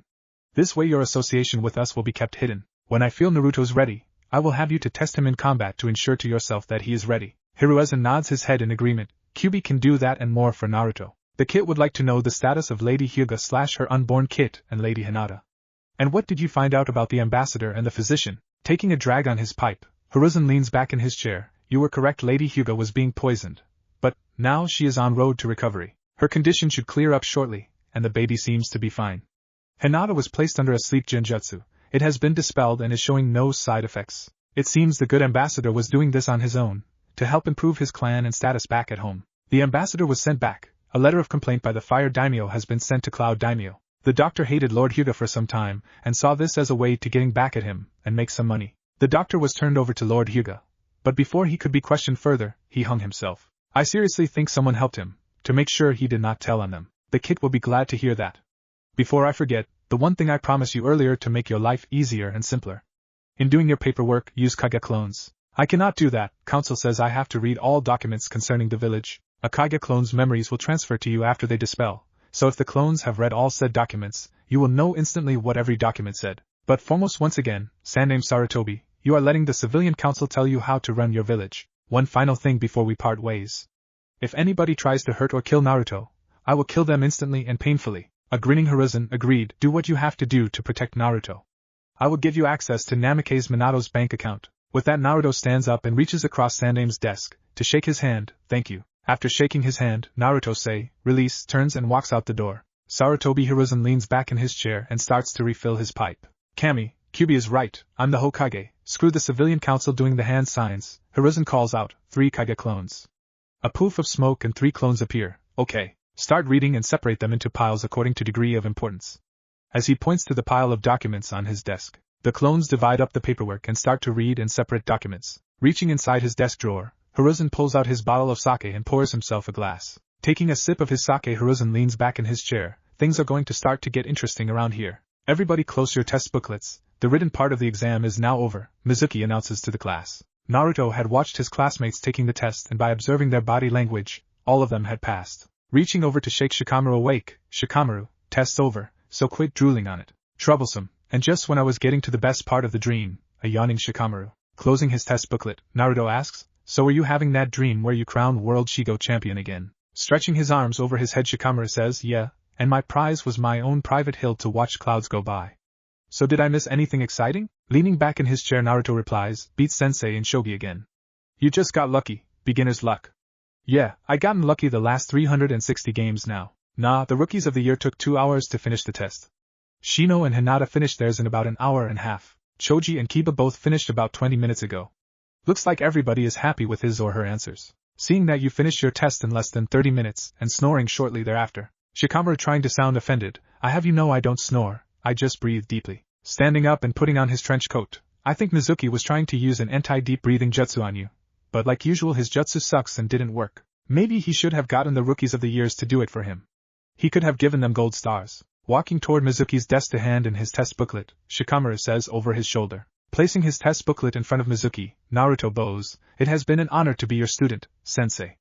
Mizuki smirks at Naruto as he walks out the door. Why did you even bother answering all those questions? You know he just going to fail you. I know, but like Sensei Marika said any test is a good challenge to one's knowledge. I'll have to tell Marika that you remember her words, she will be happy. I damn well will remember her words, as many times as she hit me in the head with her tail for forgetting any of her Fuinjutsu lessons. Come to think about it, all you sensei like to hit me in the head with your tails. Those were just love taps, and if you would have paid more attention, you would not have gotten so many. Yeah, call them what you want, they still hurt. Catching up to his classmates, who were gathering under an oak tree to have lunch. So what's for lunch? I have made everyone some rice balls and hot ginseng tea to drink, says Hinata. As she passes out the rice balls, Naruto pours everybody a cup of tea. Munching on the rice balls, Choji sees Kiba staring at the Hokage mountain. Kiba, will you quit looking at that picture? I cannot help it, she is the woman of my dreams. Come on Naruto, tell me who she is so I can go confess my love to her, Kiba please. The group turns to look at the giant mural painted on the side of Hokage mountain that had appeared 4 weeks ago. A painting of a young dark-haired kunoichi with her hair up in a bun held in place by 2 ivory sticks. A couple of strands has escaped the bun, and looked to being blown back gently. Her eyes were a hooded hazel green which most of the male population were calling bedroom eyes. She had a small nose with a rosy glow to her cheeks. Her lips were slightly parted and full with a glossy cherry red look to them. The kunoichi is standing in relaxed pose. One hand was holding a katana on her shoulder, while her other hand resting on her hip as if she is waiting for something to happen. She was wearing a form-fitting black combat kimono with a jonin vest on. Her Konoha headband is loosely tied around her neck causing it to rest on top of her ample chest. Bottom half of the kimono was blown back slightly to expose one leg and a black mesh hose. Most of the population after the seeing it thought it was excellent picture of a Konoha kunoichi. She represented not only being a powerful ninja, but also she was all woman. The civilian council automatically demanded that it be removed and Naruto be punished. However, the Hokage and Elder Hamura said no to the removal and there would be no debate. Please, Naruto tell me her name. Kiba giving him his best puppy dog eyes look. How would I know who she is? And what makes you think I painted her? Naruto says between bites of his rice ball. Almost whining. Kiba, Pee please, just tell me her name. Looking at her, I would say she is a little old for you, Kiba, Shino says as he sips his tea. So she a couple of years older. True love knows no boundary. Kiba dramatically gripping his heart. Oh, I think she a little bit older than you think, Shikamaru says with a nod. Do you too know who she is? Kiba says hopefully. Snickering Shikamaru, yeah, I have a pretty good idea, who she is, but you are not going to like it. Damn it, who is she? Kiba jumps up to glare at Shino and Shikamaru. Shino pushing his glasses back in place. Well, based on the style of her jonin jacket, kimono and hairstyle, my logical guess is it is Elder Koharu, taken some time after she made jonin. Considering her teammates were Sandaime and Elder Hamura, that would also explain why they did not want the mural removed. Do you agree, Shikamaru? Yeah, that was my guess. Shikamaru looks over at Naruto for confirmation. Naruto just slides a finger across his nose and winks. You did well on that picture. I had my doubts that you could do it. Yi, of Little Face Sensei, painting it was easy. Using and maintaining the right genjutsu to keep it hidden and undetected until the right moment was the hard part. Sensei Ruki is proud of your genjutsu skills, she sends her compliments. Next time I see her, I'll have to thank her again for her excellent training. Flashback 3 weeks earlier, sitting in the Hokage's office, Sandaime and Elder Hamura are sipping sake looking at the mural. When they had both seen it, they knew who the mysterious kunoichi was instantly. But, we're not going to tell anyone. Koharu looked good back in our younger days, Sandaime said between sips of his sake. She's still good even today, Hamura says with a grin. Sandaime looks over at his teammate and friend with a raised eyebrow. He knew that Hamura and Koharu had feelings back when they were teammates. He just never pictured the two together now. Hamura raises his glass in a silent salute towards Sandaime. Sandaime senses someone entering through one of his office window. Both shinobi turn to face the threat. Sandaime groans, Kami, Jiraiya, how many times must I tell you, use the door. Sitting in the window frame is Jiraiya, the Gamma Sennin and former student under Sandaime. Rushing up to the third, Jiraiya says, Sensei, you must tell me who she is so that I can go confess my undying love for her. Looking at his former student, the third questions, who are you talking about? Pointing at the mural. When I first saw her I knew she was the one for me, So please tell me who she is and that she is not married, begs Jiraiya. Seeing an opportunity to tease his former student, Sandame pauses. Well, I got some good news and some bad news for you about her. Which do you wish to hear first? Jiraiya thinks for a second. Good news. You are in luck, she is not married, Sandame says with a smile. Putting his hands over his heart, Jiraiya say, Kami, that's great news, now I won't have to fight a jealous husband. With a worried look, what is the bad news? Putting a sad look on his face, Sandame says, she is currently involved with someone, and she has already rejected your offer for marriage. What, when, how? I just saw her today. How can she reject an offer of marriage? Sputters Jiraiya. Sandame explains, Jiraiya, she rejected your original offer of marriage over 30 years ago, when you were a member of my Genin team. Jiraiya gets a confused look on his face. Rejected 30 years ago? Wait, you don't mean that? Moving a pointed finger back and forth at Sandame and Hamura. Trying to hold back his laughter, Sandame says, yes, that is Lady Koharu in her Jonin days, and remember, she rejected you then, she will probably reject you now. Hamura is shaking his head. Kami, Hiruzen, you have overloaded Jiraiya's brain. Jiraiya is standing there with his mouth open, staring at the mural. Sandame was wishing he had a camera so he could take picture of the look on Jiraiya's face. Sitting in his classroom, listening to Mizuki drone on about how shinobi should show the proper respect to the civilian council members, Naruto says, seems my godfather is in town. Yes, I sense him too, so do you think Jiraiya will actually stop by to talk to you this time? Probably not. Why should he change after 16 years? I mean, he has not talked to Shima the Toad Elder, who would have told him that I have signed the Kitsune Summons contract 11 years ago. He'd probably here to give his monthly spying report, do research over at the female spa and then leave. Knowing him, he has fallen in love with the mural like Kiba. Hee. I love to see the look on his face, if Sandame tells him who she really is. Yeah, that would be a picture worth framing. Kami, you would think Mizuki could not find any more boring or worthless subject to lecture on. Shikamaru has the right idea. Wake me up when it's lunchtime. Present, Choji shaking his head. Kami Shino, you have overloaded Kiba's brain. Kiba standing there with his mouth open, staring at the mural. Akamaru is whimpering. Hinata grins. Well, Kiba, you did say age was not an issue. She is technically a single. But I think your mother would object to you marrying someone that mature, Naruto says innocently. Comparisons of kissing a young Koharu to kissing the elder Koharu were flashing through Kiba's mind. Finally, Kiba passes out with a slight nosebleed. Hinata looks down at Kiba with concern. Think he'll be okay? Shino looking down at unconscious Kiba. Once he wakes up, he'll be in love with another woman of his dreams in no time. Sitting down beside Hinata, Naruto leans back against the oak tree. So what new with the council this week? Naruto already knew because years earlier, part of Kyuubi's training required him learn how to spy on others and not be detected. However, he liked to hear his friend's version of council meetings. Councilman Weber gave the monthly merchants report, causing most shinobi members to be envious of Nara Shikaku, who fell asleep despite Weber's whine voice, said a groaning Kiba as he sat up and Akamaru jumping into his lap. I'll let you in on a clan secret. Leaning forward, Shikamaru whispers, earplugs. I bet that report kept everybody riveted to their seats, Naruto says as he closes his eyes. No more like glued to their seats, chuckling Choji. Opening one eye to look at Choji, glued? Shino sitting down beside Choji. Yeah, seems somehow somebody managed to glue all the civilian council to their chairs. They were literally stuck to their seats. My father said it was the most entertaining sight he has seen at a council meeting in a long time. Blowing on her cup of tea, Hinata added, once the civilian council found out they were all stuck to their chairs, they started screaming and yelling for the Hokage to free them and for him to punish you, Naruto. However, the Hokage demanded proof that you were guilty and they could not provide any against you. They still insisted that you being punished. That prank had taken Naruto over 8 months to get everything in place for it to be executed with perfection. From asking Shino innocent questions about a certain breed of insect that had the ability to make a natural glue by combining 2 enzymes, to studying books on biochemistry to help him make the 2 enzymes, coating all the chairs in the council chamber with 1 enzyme, then adding the other enzyme to all the civilians' council clothes, knowing that body heat and sweat would activate the process. And then to sit in class to have an alibi. That prank was definitely one of your best ever. The civilian council still has a long way to go before they get out of my Payback book. Agreed. Sighing, Naruto says, pull one little prank 11 years ago, and you are labeled for life. Choji starts to choke on his rice ball after hearing that statement. Shikamaru slaps him on the back a couple of times. Once he can breathe again, he looks at Naruto. Only once? Who are you kidding? Putting one hand behind his head and grinning sheepishly. Well, just for the official record, I was only caught once. So how did everybody do on the written part of the exam? As a group, they all acknowledged that they thought that they had done well and passed. There were a couple of history questions that I could not remember the answers, Hinata says shyly. Not opening his eyes, Naruto asks, which ones? Looking worried, Hinata, well, what was the significations of the Kyuubi bridge? Both Shino and Shikamaru look at each other and shrugged. Without opening his eyes, Naruto answered the question. The Kyuubi bridge, literally meaning bridge where Kami would not help, was a large bridge, spanning a river just southwest of the border with Kusugakure.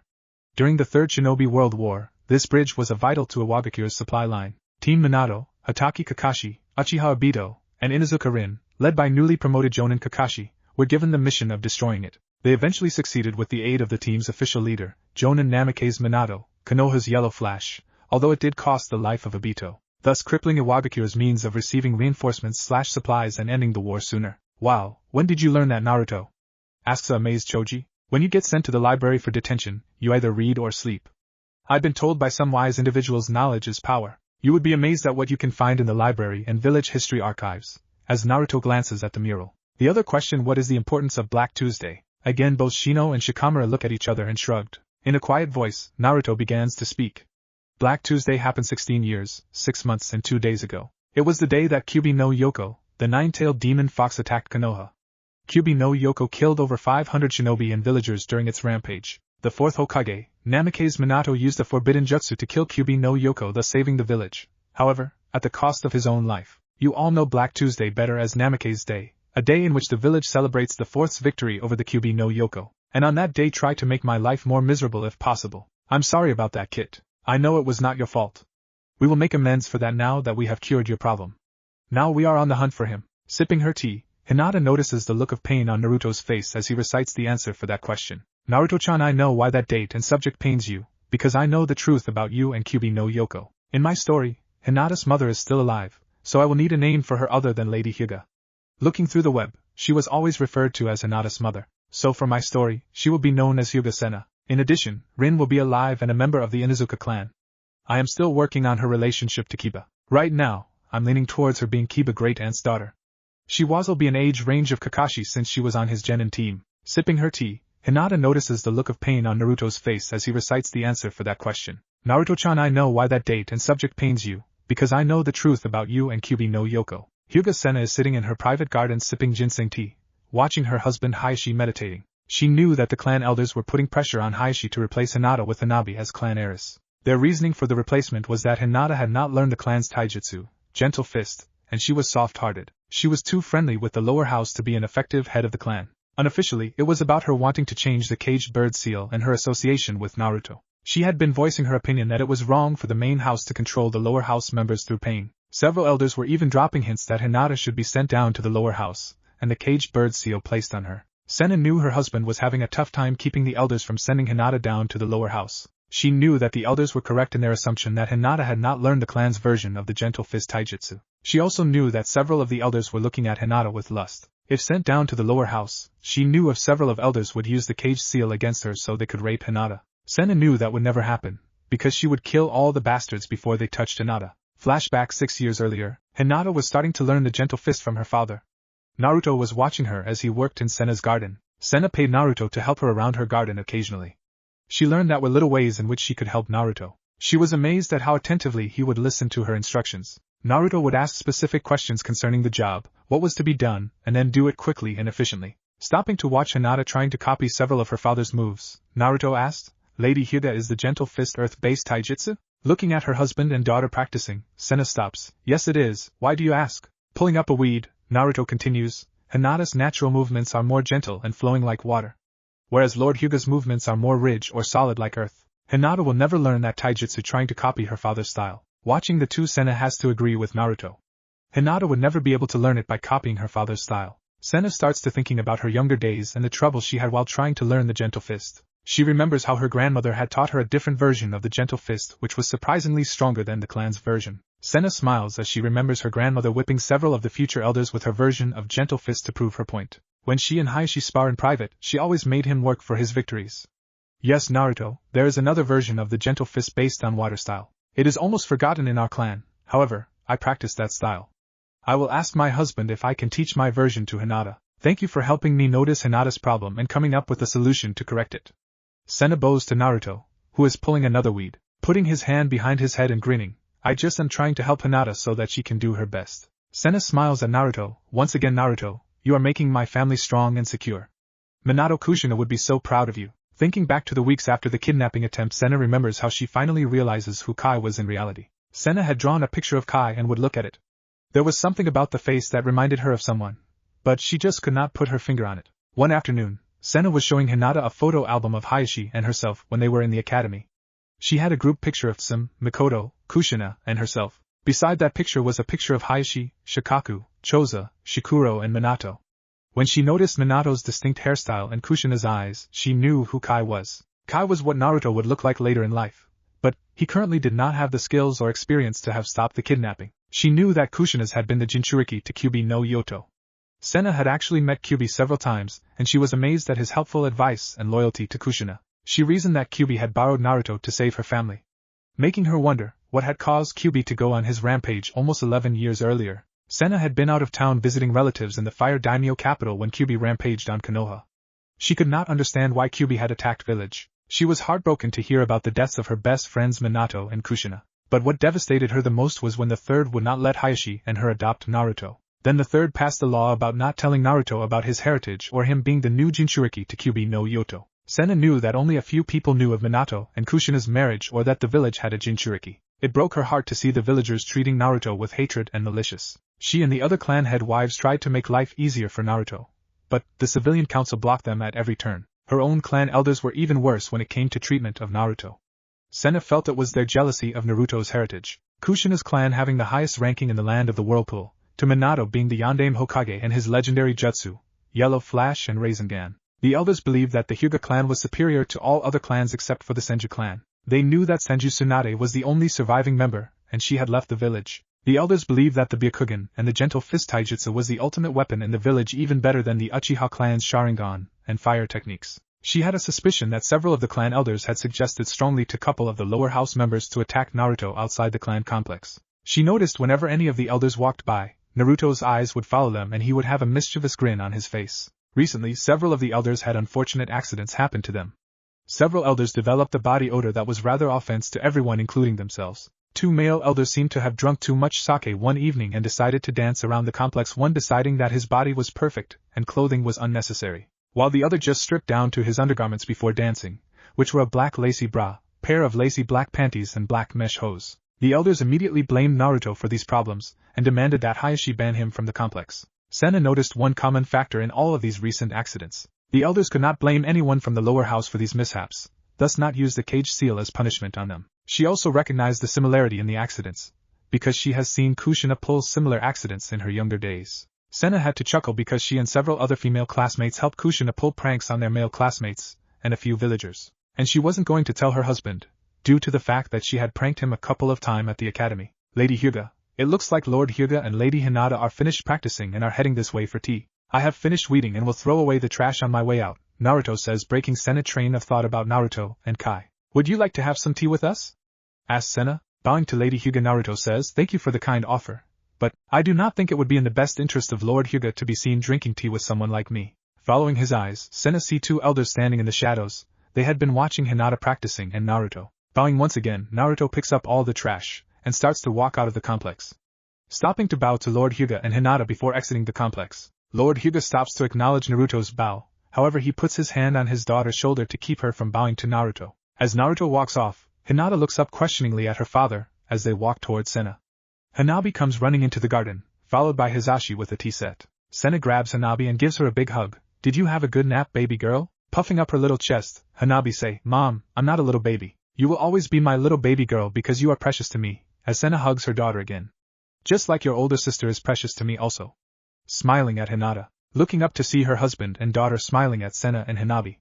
After everyone is seated, Hinata pours everyone a cup of tea. Senna turns to Hizashi. Where is Niji? He should be here. Hizashi sighs. Niji thinks he is not welcome. Hayashi pinches the bridge of his nose. Let me guess, the elders has been talking to him again. Looking down at his cup of tea, Hizashi nods. Hi. I keep telling him that we are family, but he just won't listen. Senna knew what the elders have been telling Niji, just because his uncle was head of the clan, that he had to remember his place as a member of the lower house. He must obey all members of the main house or face the cage seal punishment. Has anyone used that on him? Hayashi quietly asks his brother. Glaring at his cup of tea, Hizashi says, I do not know, he has not told me. But yes, I think someone has used it on him. Standing up, Hayashi say, Hizashi, let us walk around the garden a bit. Senna knows this is Hayashi's way of wanting to talk to Hizashi in private. As they slowly start to walk away talking quietly, Hanabi asks her mother if she can feed the goldfish in the pond. Yes, you may, my little angel, but don't fall in this time, smiles Senna. Stopping, Hanabi turns around and says, I did not fall in last time, I was pushed. Smiling, Senna asks, and who pushed you? Hanabi replies, the demon brat did. Senna's smile freezes on her face, And what does this individual look like? Well, I did not see him, but I heard one of the elders saying anything that goes wrong around here is because of the demon brat. So he must have been the one to push me in last time, declared Hanabi. Senna tips her head if thinking, well, I just think you accidentally got too close to the edge and fell in. Nobody could have pushed you. You know that your uncle would not allow for anyone to sneak into this complex. Hanabi thinks for a moment, and shakes her head in agreement. She then turns to run over to the pond to start feeding the goldfish. Hinata in a quiet voice, Mother, I have a question to ask you. Looking over at her eldest daughter, she sees her looking down and tapping her fingertips together. Senna recognizes that Hinata has a serious question to ask her but is nervous. Gently reaching over to grasp her daughter's hands to stop them. Then with one hand under Hinata's chin, she raises her daughter's head so that they can look eye to eye. What is your question, Hinata? Senna asks gently. Why do most of the villagers and elders hate Naruto?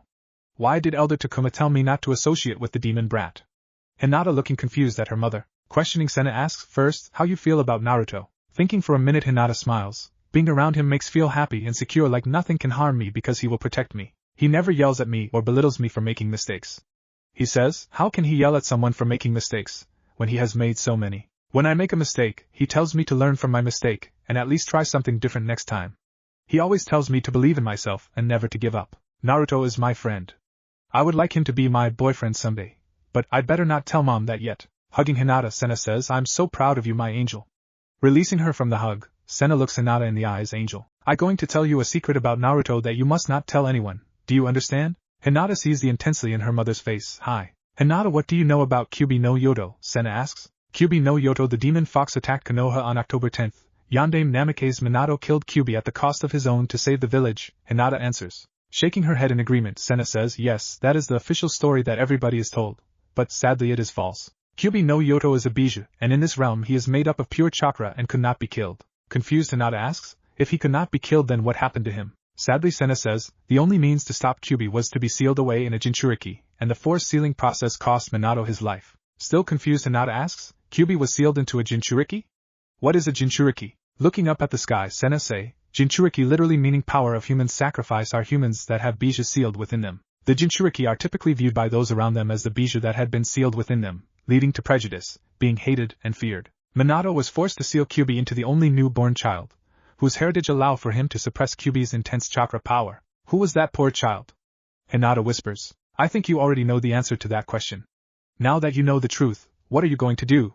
Senna looking her daughter in the eyes. Looking down, Hinata says, per Naruto. Senna raises her daughter's head up to look her once again in her eyes. Do not pity him. Naruto has overcome a lot in his life. He has his pride just like his parents, and he will resent you if you start pitying him. Keep his secret, be his friend and treat him like you always do. Hinata nods her head in agreement, then she stops and looks at her mother. You know who Naruto's parents were. He was not an orphan. Yes, your father and I knew Naruto's parents. We went to the academy together, and they were our best friends. However, both of his parents were killed during Kyuubi rampage. They both had made powerful vindictive enemies, who if they knew about Naruto would send assassins to kill him, and the civilian council and our elders would not try to stop them. Senna clenching her fist tightly. Hinata asks, so who were they? Looking over her garden, Senna says, Naruto's mother name was Uzumaki Kushina. She was member of a strong clan from the land of the Whirlpool. Her clan was related by blood to the Senju clan.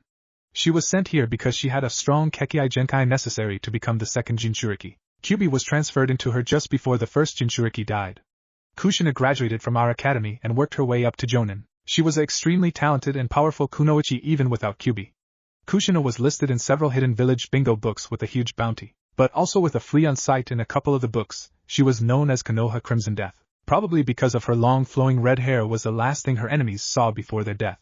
Hinata looking at her mother, wait, there was another Jinchuriki before Naruto's mother? Nodding her head, Senna answers, Uzumaki Mito was the first Jinchuriki. Think for a couple of seconds, Hinata says, I've never heard of her. Nodding her head again, Senna answers, that is because that was her maiden name, and you would know her as Senju Mito, wife to Senju Hashirama, the first Hokage of Konoha. Hinata was shocked look on her face. The first Hokage wife was a Jinchuriki? Why was Kyuubi sealed inside of Mito in the first place? Looking up at the clouds, Senna says, Kyuubi was a little vague about the reason, which was confusing considering that the Uzumaki clan were Kitsune summon holders. Staring at her mother, Kyuubi no Yoto was an animal summons? Shaking her head, Senna says no, he is a Bijou, who became ruler of the Kitsune clan when he was created by the Sage of the Six Paths. There are 8 other Bijou scattered about the ninja nations. They also have became head of their respective animal summon realms after they came into existence. He said there were only one other, who was more powerful than himself. But he would never tell me. Startled Hinata asks, wait, you talk to Kyuubi no Yodo? Sena looking at Hanabi as she feeding the goldfish. Kushina seal allowed for Kyuubi to exist outside of Kushina. But, with limited power and time. Once Kushina and I became best friends, she introduced me to Kyuubi. He was very polite and helpful. He gave me several scrolls to help me improve my gentle fist style. Which remind me, I will have to ask your father, if he will let me take over your taijutsu training? Someone pointed out to me that you will not be able to master the clan style, and after watching I agree. There is different style of gentle fist? Hinata questions. Yes, the clan's version is ridge and solid like earth, which you seem to having problems with. Seeing Hinata looking down at her hands. However, I was taught a different version which is gentler and flowing like a calm river, which will fit you. If you master it, you will be stronger than most clan members. I give your father a run for his money every time we spar with my version. Sena winks at her daughter. So who was Naruto's father? Hinata ponders. Sena does like Hayashi and pinches bridge of her nose. You know I have to agree with Kushina. She one time said this village was full of blind people. Naruto is an exact copy of his father at his age, even down to the hairstyle. You see his father every day. You would know him if they just paint his hair gold. Hinata's eyes get big when she figures out who needed to be painted. Namikaze Minato, Yandame Hokage, was SS Naruto's father? Yes, Minato was Naruto's father. This why I know it had to be so painful for him to seal Kyuubi into Naruto. I wish I could talk to Kyuubi again to find out why he attacked the village. It just seems so out of character for Kyuubi to kill Kushina.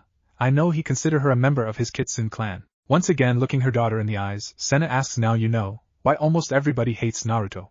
They see him as Kyuubi no Yoto. So will you continue to be his friend or will you shun him like everybody else? Looking her mother back in the eyes, Hinata declares, Naruto is my friend. I will keep his secret and I will not desert my friends. Thank you for telling me, mother. Just then they hear a splash and look over to see a grinning Hanabi sitting in the goldfish pond. Sena considers, I wonder if that would count as a bath? Hayashi and Hizashi were just finishing their walk next to the goldfish pond. Hayashi reaches down and plucks his wet daughter out of the pond. So Hizashi, should I throw her back or keep her? Hayashi makes a couple of fake tosses with his daughter laughing at each toss. Hizashi smiles, she looks like a keeper to me. That she is, as Hayashi puts his wet daughter on his shoulders and walks over to his smiling wife and eldest daughter. As he puts Hanabi down, Sena fakes a disappointed look at Hanabi, then she turns to Hinata, take your sister and dry her off. We will see you an hour for dinner. Hi. Mother, getting up she takes her sister's hand, Hinata leans over to whisper, race you to your room. To which Hanabi says you on? And takes off running. Hinata starts to trot after her little sister. Hey, no running in the halls, Hayashi calls out half-heartedly. Looking at his brother with fake tears in his eyes, I get no respect, not even from my family. Hizashi slaps his brother on the back, that the price one pays for being a father. As he walks out of the garden, helping his wife up, Sena puts her arms around his neck and kisses him deeply. Pulling back to look into his wife's eyes, Hayashi closes his eyes and rests his brow on his wife's head. Okay, what do you want? What make you think I want anything? Sena asks innocently. Because my husband's senses are tingling, Hayashi replies. Maybe I just want you, as Sena reaches up to nibble on Hayashi's ear, and what else is tingling? We could skip dinner. Say no more, as Hayashi scoops up his wife bridal style to start to run towards their house. As they pass a laughing Hizashi, who calls out, hey, somebody told me no running in hall. Sena calls out to her brother-in-law, tell the girls, we will see them for breakfast. Just before they round a corner towards their house. Can do, a grinning Hizashi says as he walked toward the dining room. Couple hours later, Hayashi is cuddling his wife in their rumpled bed. Sena is slowly caressing his bare chest with one hand. Hayashi, you remember you asking what I wanted earlier? Opening his eyes, Hayashi thinks here it comes, but says, but I did it way you asked? No, not that. But, that was very nice and maybe we can do it again later, Sena purrs. Grinning Hayashi knows now she was going to ask for something that she was not sure he would allow. So what would you like to ask me? Putting her hands on Hayashi's chest, she pushes herself up so that she can look him in the eyes. However, when Sena pushed herself up, the sheet slides down and Hayashi's eyes followed it down to stop at one area. Smiling Sena says, now that I have your attention, I would like to train Hinata in my version of Gentle Fist. Raising his eyes up to look into his wife's eyes, Sena, my love, this morning during her workout I saw that the clan's version was not for her. She is just like her mother, and she should learn her mother's style. Leaning forward Sena says, how can I ever thank you darling husband? Hayashi's eyes had drifted down again. Oh, I think we can find a way or two for you to thank me. With pleasure my lord. As Sena's hand slides down his chest. Present, Hayashi has risen from his mediating position to sit beside his wife. Sena pours a cup of tea then hands it to her husband. Blowing on it to cool it a little, Hayashi asks, how is Hinata's taijutsu training going? Smiling over her cup, Hinata has just about mastered my version of Gentle Fist.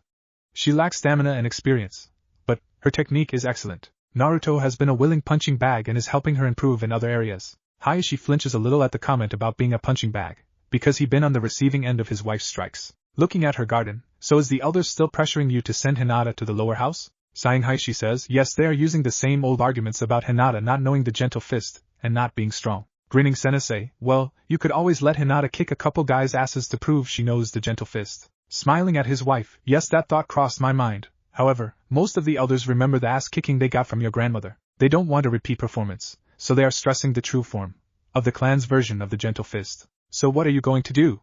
Looking at her husband, well, one thing is for sure, it will be a cold day in hell before I allow for them to put the caged bird seal on her. I should have eliminated that damn seal when I first became clan head, glaring at his cup. Getting up, Senna walks around to sit behind her husband. Wrapping her arms around him, she leans over to nibble on his earlobe and whispers, I know you will think up something. But enough clan talk, I'm thinking I have to ask you for something. Hayashi closes his eyes and starts to grin, because his husband's senses are tingling again. Oh, what could you want this time? Just you, as her hands start to caress his chest. Thank you, Kami, as Hayashi turns around to scoop up his wife bridal style and start to run toward their house. As they pass a laughing Hisashi, who calls out, hey, I thought I told you all no more running in hall. Senna just grins and waves at her brother-in-law as they round the corner. Hey Ino, come join us, Naruto calls out as he sees Ino walking by looking dejected. She must have been blocked out from sitting next to team again by Sakura and the others. Move over and give her some room, Shino. Shino slides away from Choji, giving Naruto a knowing glance. Sitting between Choji and Shino, Ino sits down and looks dejected into her lunchbox. Would you like some tea? Choji gently asks. Looking up into a concerned Choji face, Ino nods her head, yes, some tea would be nice. Already a cup had been handed to Choji, who hands it gently to her. Smiling Ino say, thank you Choji. No problems, that what friends are for, replies the smiling Choji. Everybody is thinking, Kami, open your eyes Ino, Choji beats Sasuke hands down. Naruto, Dragon Horse Bishop C78, Shikamaru says after taking a sip of tea. So you sure I'm going for the Dragon Gambit? Okay, then, Silver Lance G88, Naruto winks at Shikamaru. Troublesome, mutters Shikamaru as he starts to rethink his strategy. So is everybody ready for this afternoon's Kanai test? Hinata asks as she refills everybody's tea. A Kanai skill is the first part of the skills test. It is going to be a breeze compared to that Kanai competition Choji, Naruto and I did 2 weeks ago, Kiba says as he blows on his tea. Ino looking at Choji. When did you all have a Kanai competition? With a sheepish-looking grin on his face, Choji says, well, it wasn't exactly a competition. Kiba states, with Akamaru barking in agreement, hell no, it was a matter of defending our class honor. Raising one eyebrow behind his sunglasses, Shino asks, and whom were you all defending our class honor against? Last year graduates, Team 2 tried to insult our class Kanai skills. But we showed them who the best were, Kiba said puffing out his chest. Looking Choji in the eyes, Ino asks, so what happened? Choji looking a little embarrassed into Ino eyes, well, it started out as a practice session. 2 weeks earlier at the school Kanai training area, Naruto, Choji and Kiba are practicing throwing their Kanai at couple of targets. Naruto is standing behind Choji and Kiba as they are practicing throwing Kanai. Choji, you are stopping your follow-through just as you release, that is why you throwing low. Kiba, slow down a little, you are rushing your throws. Remember sometime, accuracy is more important than speed. Sensing the approach of Team 2 aka the Brat Pack, Naruto tells his classmates quietly that, but for them to pretend they did not hear them and keep throwing. Oh, look, the babies are trying to be shinobi, Hazuki Mina smirks. Turning around in a dramatic fashion and clenching his chest, Naruto gasps, Mina, you must quit sneaking up on me like that, my poor little heart cannot take such a start. Looking puzzled, Naruto asks, what brings you into our humble realm? Are you here to brag about Yakumo beating out Akamaru at the show? It was rather unfair? Yakumo could do more tricks than Akamaru. But then again he is still a puppy and Yakumo is almost full grown. Snickering, Choji and Kiba know that Naruto was talking about the dog show. Kiba had entered Akamaru in the previous weekend. The reference had flown over Team 2's heads. You are damn right, Yakumo is the best.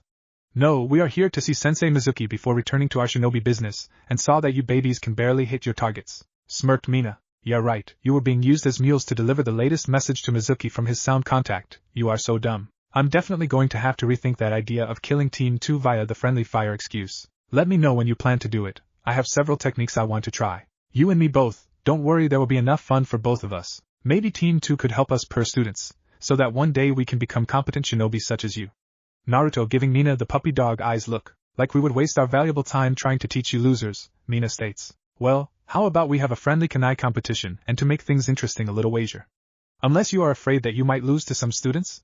Taunts Naruto. Mina chest puffs up, there no way in hell Team 2 can lose to the likes of you. And yeah, we make a wager, 10,000 Rio says we will mop the floor with you guys. Choji and Kiba eyes get huge at the amount of the bet. They have confidence in their ability to use a Kanai, but they did not have that amount of money between them to bet. Well, pausing, Naruto starts to scratch his head. Mina gloats, hemp, just what I thought, you babies are too chicken to make a real man's bet. Kiba and Choji were getting pissed at being called chicken and babies, when Naruto suddenly say, deal. And I see two people, we can ask to be the official and a judge, I'll be right back. Naruto sprints around the corner. Mina turns to his teammates, the loser is probably finding some old blind fool to be the judge, just so that they would have a chance. Mina teammates' eyes are getting huge, as Issel is silently pointing over Mina's shoulder as he making these comments. I may be old, but I'm not blind. Nobody has called me a fool to my face in a long time, a voice is heard behind Mina. Well, I guess somebody did. Mina starts to stutter as he turns around to come face to face with Sandame with Iruka and Naruto standing behind him. It was lucky that I saw Sensei Iruka and Sandame walking by. Would you please be the official and judge for our Kanai contest? Sensei and Sandame, as in any competition that money is involved, you will each receive 5% of the wager for compensation for your time, Naruto bows to them. Iruka is about to say something about it being wrong to bet. However, Sandame stops him. It will be our honor to officiate this friendly competition. It will give me a perfect opportunity to observe how well Iruka's students and Team 2 Genins are doing. Both Iruka and Sandame are thinking, Naruto, you are about to separate these idiots from their money. As Iruka, Sandame and Team 2 head toward the Kanai course, Naruto holds Choji and Kiba back to talk quietly to them. Okay, remember, focus on your techniques. Take your time and ignore the trash talk. Because when they start to lose, they will start to get desperate. Trust in your ability, your teammates, and we will be 3,000 Ryo richer in a half hour. But Naruto, we don't have 3,000 Ryo to lose, Choji pleads. Looking Choji and Kiba in the eyes, first and foremost, ditch the loser attitude.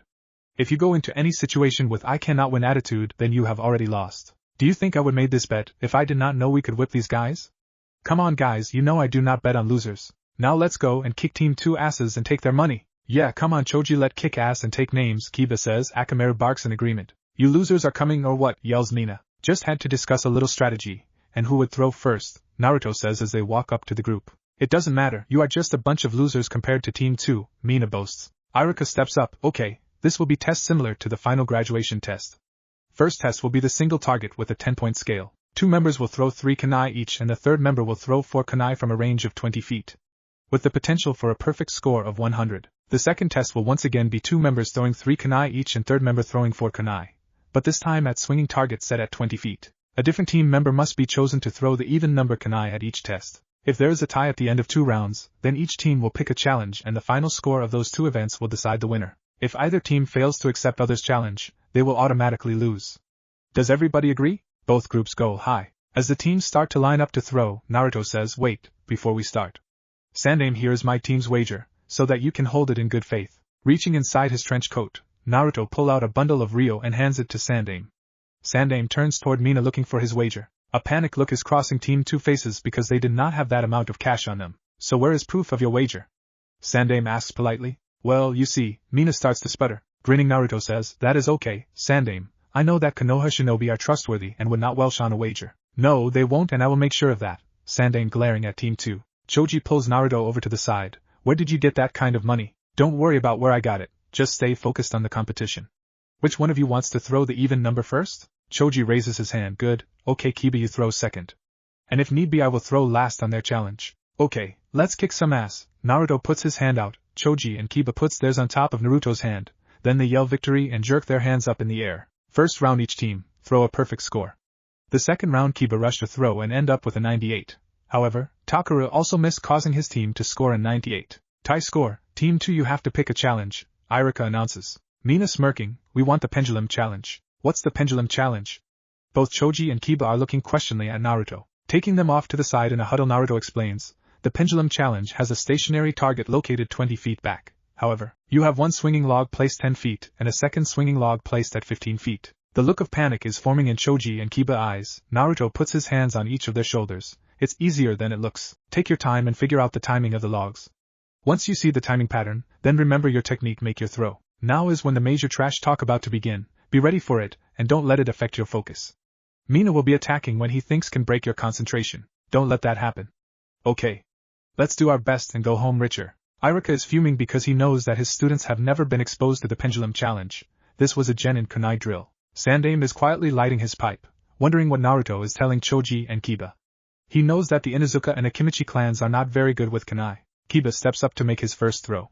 Doing as Naruto had explained, Kiba sees that is easier than he thought. After Kiba threw his first kunai perfectly, he was lining up the second throw when Mina yelled out to him, Kiba, I hear your sister's a real bitch. The other two teammates start making barking and howling noises. Naruto see Kiba to starting to tense up. Kiba, focus on your objective. Picture someone's face or another part of their anatomy instead of the bullseye mark. A slow grin appears on his face. Ignoring the taunts, Kiba lets fly his final 2 kunai to finish with a perfect score. As Choji walk up to the line, Naruto leans over to whisper, "You saw what they did to Kiba, be ready for it, and remain focused." Choji nods his head and prepares to throw. "Hey Fatso," followed by pig grunting sounds come from Team 2 side. Naruto see that has pissed Choji off and he rushed his first throw, striking the second log. Kiba about to yell at Team 2 but Naruto stops him. "No harm done, Choji, take a breath, make the last 2 count." Closing his eyes, Choji takes a couple of deep breaths, then concentrates and makes his last 2 throws. Naruto sees Choji looking down at the ground. "Choji, hold you head high, you did good." Choji clenching his hands, "Damn it, I let them get to me." Naruto nods at Choji, "Learn from this experience, and try not repeat your error in the future." Naruto walks up to the line, and waits for the taunting to begin. "Say Naruto, are your parents coming to your graduation?" "Ops, I forgot you don't have any." "Is Uzumaki another name for worthless bastard?" Sandame is biting down hard on his pipe. "Kami, I ought to let Naruto kill these worthless shits." Naruto has done wonders with Choji and Kiba. Their kunai skills are better than their father's kunai skills. Naruto takes a deep breath, and then systematically throws 4 perfect throws. "Your score is 90, declares Irika. "Team 2, you are up." Kiba about to start trash talking Team 2 but Naruto stops him. "They did it to us, why can we do it to them?" Kiba demands, with Akamaru barking in agreement. Leaning over to Kiba, Naruto whispers, "They are waiting for us to talk trash. The longer we are silent the more nervous they will get." Naruto, Kiba, and Choji move over to where Team 2 was standing when they throw. Takara steps up to the line to make his throw. Naruto leans over to Kiba and whispers something. A big grin appears on Kiba's face. Just as Takaru starts his throw, Kiba calls out, "Good luck, Takaru," causing Takaru to lose concentration and barely hit inside of bullseye ring. The next 2 throws, Takaru kept glancing over his shoulder before throwing, which causes him to barely make all his final throws. Isso moved up to the line and seemed to be waiting for Naruto and crew to say something. Finally Irika said, "Isso, if you do not throw in the next 30 seconds you will be disqualified." Naruto and crew remained silent. Isso barely made a perfect score. Finally, it was Mina's turn, as he walked to the line to make his throw. Naruto could see Mina is waiting for them to start taunting him. Grinning evilly, Naruto turns to Kiba and Akamaru. As Mina starts to concentrate, Naruto says, "So Kiba, how is Akamaru holding up?" Mina makes his first throw, perfectly, but Naruto sees him listening. "He doing okay, thank you for asking." Both Kiba and Choji are looking puzzled at Naruto. "Well, I figured he'd be a little depressed," Naruto comments as Mina makes his second throw. Naruto can see the look of confusion on Mina's face, because he does not know where Naruto's conversation is going. "Are you sure you okay, Akamaru?" As Naruto leans over to look the puppy in the face. Just as Mina makes his throw with his 3rd kunai. Just as Mina about to throw his last kunai, Naruto says, "For Yakuna to beat you out of first place at the dog show. Considering the only real trick Yakuna knows is roll over and play death like she does on all her dates." Mina turns around fuming just as he releases his final kunai. "You take that back." Irika calls out, "We have a tie score. Mina, your last kunai hit the first log." Mina whirls around to see his final kunai stuck in the first log. Naruto says to Choji and Kiba, "Here where we take home the money. I have the challenge, just remember your technique, keep your cool and have faith in your teammates." Naruto leans over to Choji, "Do you have any ketchup packages with you?" Choji nods in agreement. "Give me one." Choji, "You will throw last and don't tell Kiba that I have this ketchup package." "Why not?" asks Choji. "Kiba's natural reaction will sell the illusion that I want Team 2 to see. Trust in me." Naruto grins as he tears a corner of the ketchup package and puts it in his right hand. Choji grins back. He does not know what Naruto is up to, but he knows it will be good. Irika turns to Naruto, "What is your group's challenge?" "Our group's challenge is called Absolute Trust. 2 members will take turns throwing 5 kunai each at a stationary target 20 feet away," Naruto states. "Piff, child's play, is that all?" Mina smirks. Walking up to the target, Naruto says, "No, it's not, because the 3rd member will have his hand spread over the bullseye mark while his teammates throw their kunai. If the 3rd member moves his dominate hand off of the target before the last kunai is thrown, then the team loses the challenge." Irika, Team 2 and Kiba are staring at Naruto. Isso stutters, "That's crazy." "No, it's not crazy. A shinobi must have absolute trust in his teammates. Having absolute trust in your fellow teammates can mean the difference between success or failure of a mission. Since we named the challenge, we shall go first just to prove to you that I have absolute trust in my teammates." As he was saying all this, Naruto has secretly placed the ketchup package inside his palm. Then he places his right hand on the target, spreading out his fingers. Irika looks over at Sandame, who nods. What Naruto says is true. In battle/mission, if you don't have absolute trust in your fellow shinobi, then you have lost. I will allow this challenge to continue, unless Team 2 wishes to forfeit. Mina says, "We accept this challenge." Both of his teammates are looking at him like he has lost his mind. Mina leans over to them. Don't worry, Naruto will chicken out. Isol and Takara look down at a grinning Naruto standing by the target. I don't think he will chicken out, Mina, Takaru says. Kiba steps up to the line and lets his first kunai fly. It lands slightly above Naruto's second fingertip. Choji steps up and places one between Naruto's thumb and forefinger. Naruto looks at his hand. Good throw, Choji. Kiba, settle down. I know you can do better. Mina, Isol, and Takara cannot believe their eyes. Naruto never flinched, and he was calling out encouragement to his teammates. Mina decides he better do something, so he starts with his trash talk. However, he doesn't come up with anything new, and Choji and Kiba ignore him as they make their throws. Kiba settled down and put 3 kunai between Naruto's fingers, with his last one hitting just to the side of his little finger. Choji places his next 3 between Naruto's fingers. Just before he threw his last kunai, he sees Naruto slightly nod at him. Here where he going to make his move, Choji thinks.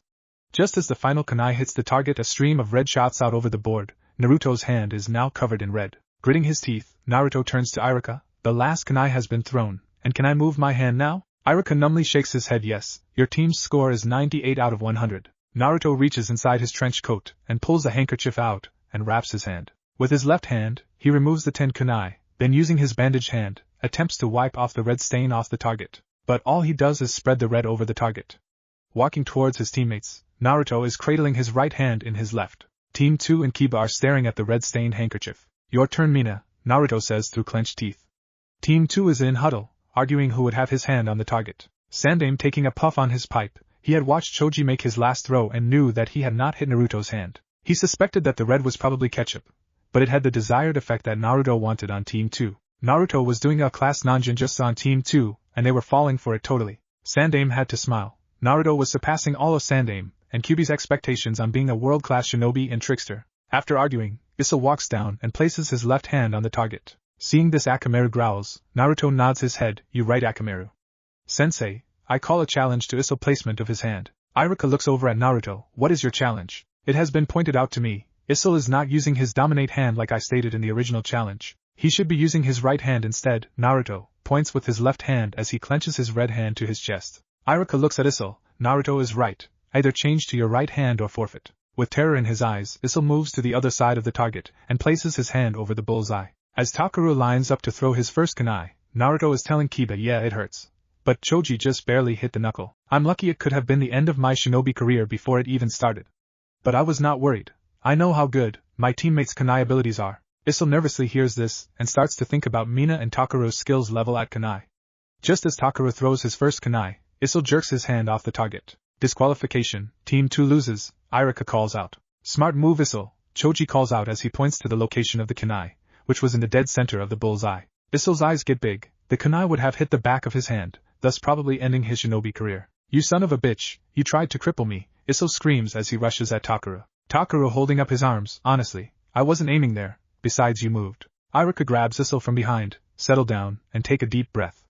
After a couple of seconds, Iruka lets Isol go, who is glaring at Takara. Sandaime walks up to the two groups. I declare Naruto's team the winner. Naruto, Choji, and Kiba turn to Team 2 and bows with Naruto saying, thank you for honor of being able to test our kunai skill against such a worthy opponent. Mina sneers at them as they start to walk away. You all just got lucky. Stop.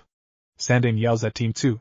You will show proper respect to your competitor and fellow Konoha citizens, or I will have Ibiki give you a refresher course in manners. Sweat drops from Team 2 as they turn and bow. Takara says, it has been our honor to test our skills and share our knowledge with you. They then turn and leave grumbling from the schoolyard. Iruka and Kiba turn to Naruto. Naruto, we have to get you to the hospital, Iruka urgently. Looking at the pair, Naruto says, why? Pointing at his hand, Kiba says, to get your hand fixed. Grinning, Choji say, he doesn't have to. I never hit him. You hit him. Look at all that blood, Kiba pointing at the red handkerchief. It's not blood, it's ketchup, Naruto explains as he unwraps the handkerchief to show Iruka and Kiba that his hand is alright and an empty ketchup container is in Naruto's palm. Glaring at Naruto, Kiba says, man, I'm so mad at you right now. You had me all worried about you, and for that I'm sorry. I had to put undue stress on you, Kiba. But I need you to sell the injury to Team 2, and if you knew it was fake you would not have done such a great job. Putting his hand on Kiba's shoulder so that Naruto could look him in the eyes. Now just start thinking about how you are going to spend your winnings. Naruto, Choji, and Kiba start grinning at each other. Sandaime motions Naruto over, while Iruka starts to lecture Choji and Kiba about the evils of gambling. Wiping the ketchup off his hands, what can I do for you, GG? Sandaime looking Naruto in the eyes, Naruto, that was brilliant, I almost believed it myself. Here is your money back. I will make sure Team 2 pays up and will get Iruka and my commission out of their wager. But I was wondering if you could do me a favor this evening. You know I do anything for you, so what do you need? Naruto tilting his head to look down into Sandame's eyes. I need you to take my place again at a civilian council meeting tonight. Those idiots decided that they had to debate tonight about something that is critical to the well-being of Konoha, shaking his head sadly. Probably another petition to boot you out of the village again. I wonder if I could kill them, since I will be hedged as Gigi. He does have the authority now. It would look bad on him in the history books. Plus then all my planning for next council meeting will be down the drain. Widow Inoue Orihime cooking you dinner again? No problem, Gigi. I live to serve you, and Kyuubi says you deserve some personal downtime. He recommends that you take the red plum wine. He says it goes well with just about everything. We can switch back first thing in the morning, so you can get a good night's sleep. By the way, who are your A&Bu shadows for tonight? Naruto quizzes. Thinking Sandame says, it's boar and ferret rotation tonight. No problem, we can make the switch at your office both ways. Just like we done it 100 times before. But let's not get careless. Remember Blue Bird almost caught us that one time. Speaking of Blue Bird, how she is doing in A&Bu encryption and code breaking? Naruto asks. Nodding his head, Sandame says it looks like a perfect fit for her. You were right about suggesting that placement for her after her accident. She has a natural flair for breaking codes. Looking back at his Iruka and his teammates, Naruto say, glad to hear that. I have a scroll that I liberated from a couple of Cloud Jonins earlier this week. It's encrypted and has a genjutsu on it, so I think it will give Blue Bird a challenge. Considering you already broke it and read it. Like I said, it will give Blue Bird a challenge and give her example of Cloud's newest code and genjutsu. I'll leave it in your desk drawer tomorrow. Is there nothing else? Then I will see you later tonight, and have a good time. With a big grin on his face, Sandame says, oh, I plan to, most definitely. Bowing to the Sandame, Naruto heads back to his classmates and Sensei. Present. And that is how we beat Team 2, Choji says, ending the story. Ino eyes are huge looking at Naruto. I cannot believe you would do something like that. You could have ended your career. Shikamaru, Shino, and Hinata are looking at Naruto in agreement. A shinobi must have absolute trust in their fellow teammates because it could mean the difference between failure or success of a mission. What I'm talking about is the life or death of a teammate. I have absolute trust in all of you and your skills. You should also have absolute trust in all your classmates, Naruto declares. Smiling over her tea, Hinata, I have absolute trust in you, Naruto-kun. And I know you have absolute trust in me. Raising one eyebrow above his sunglasses, Shino asks, you have absolute trust in all your classmates? Scratching the back of his head, Naruto and grinning sheepishly, okay, you got me there. There are several of our classmates that I would like for them to be in front of me instead of behind me.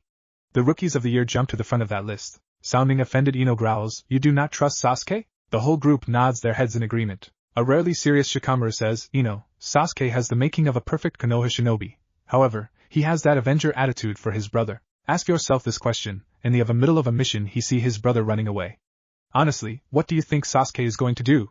And what would Sakura or you do? Thinking for a minute, Ino hangs her head. He would go chasing after him and we would chase after Sasuke. Shikamaru continues, thus leaving you have left your team several members short, and several positions unguarded. This could cost your teammates their lives. So yes, I don't trust Sasuke, Sakura or you unless you are in front of me like Naruto says. Naruto sees that thought about Sasuke, Sakura and her reaction in mission was depressing Ino. Getting up and stretching, Naruto declares, well, it looks like test time, so let's go make Sensei Iruka proud of us and all ace this test. Remember, everybody focus on your technique, follow through on your throws, keep your cool, and have faith in yourself. And tomorrow afternoon, we will all be Konoha Genins. As they start to walk towards the Kanai train area, Naruto leans over to Ino, Ino, I know you would not do that during a mission, but can you honestly say that about Sasuke and Sakura?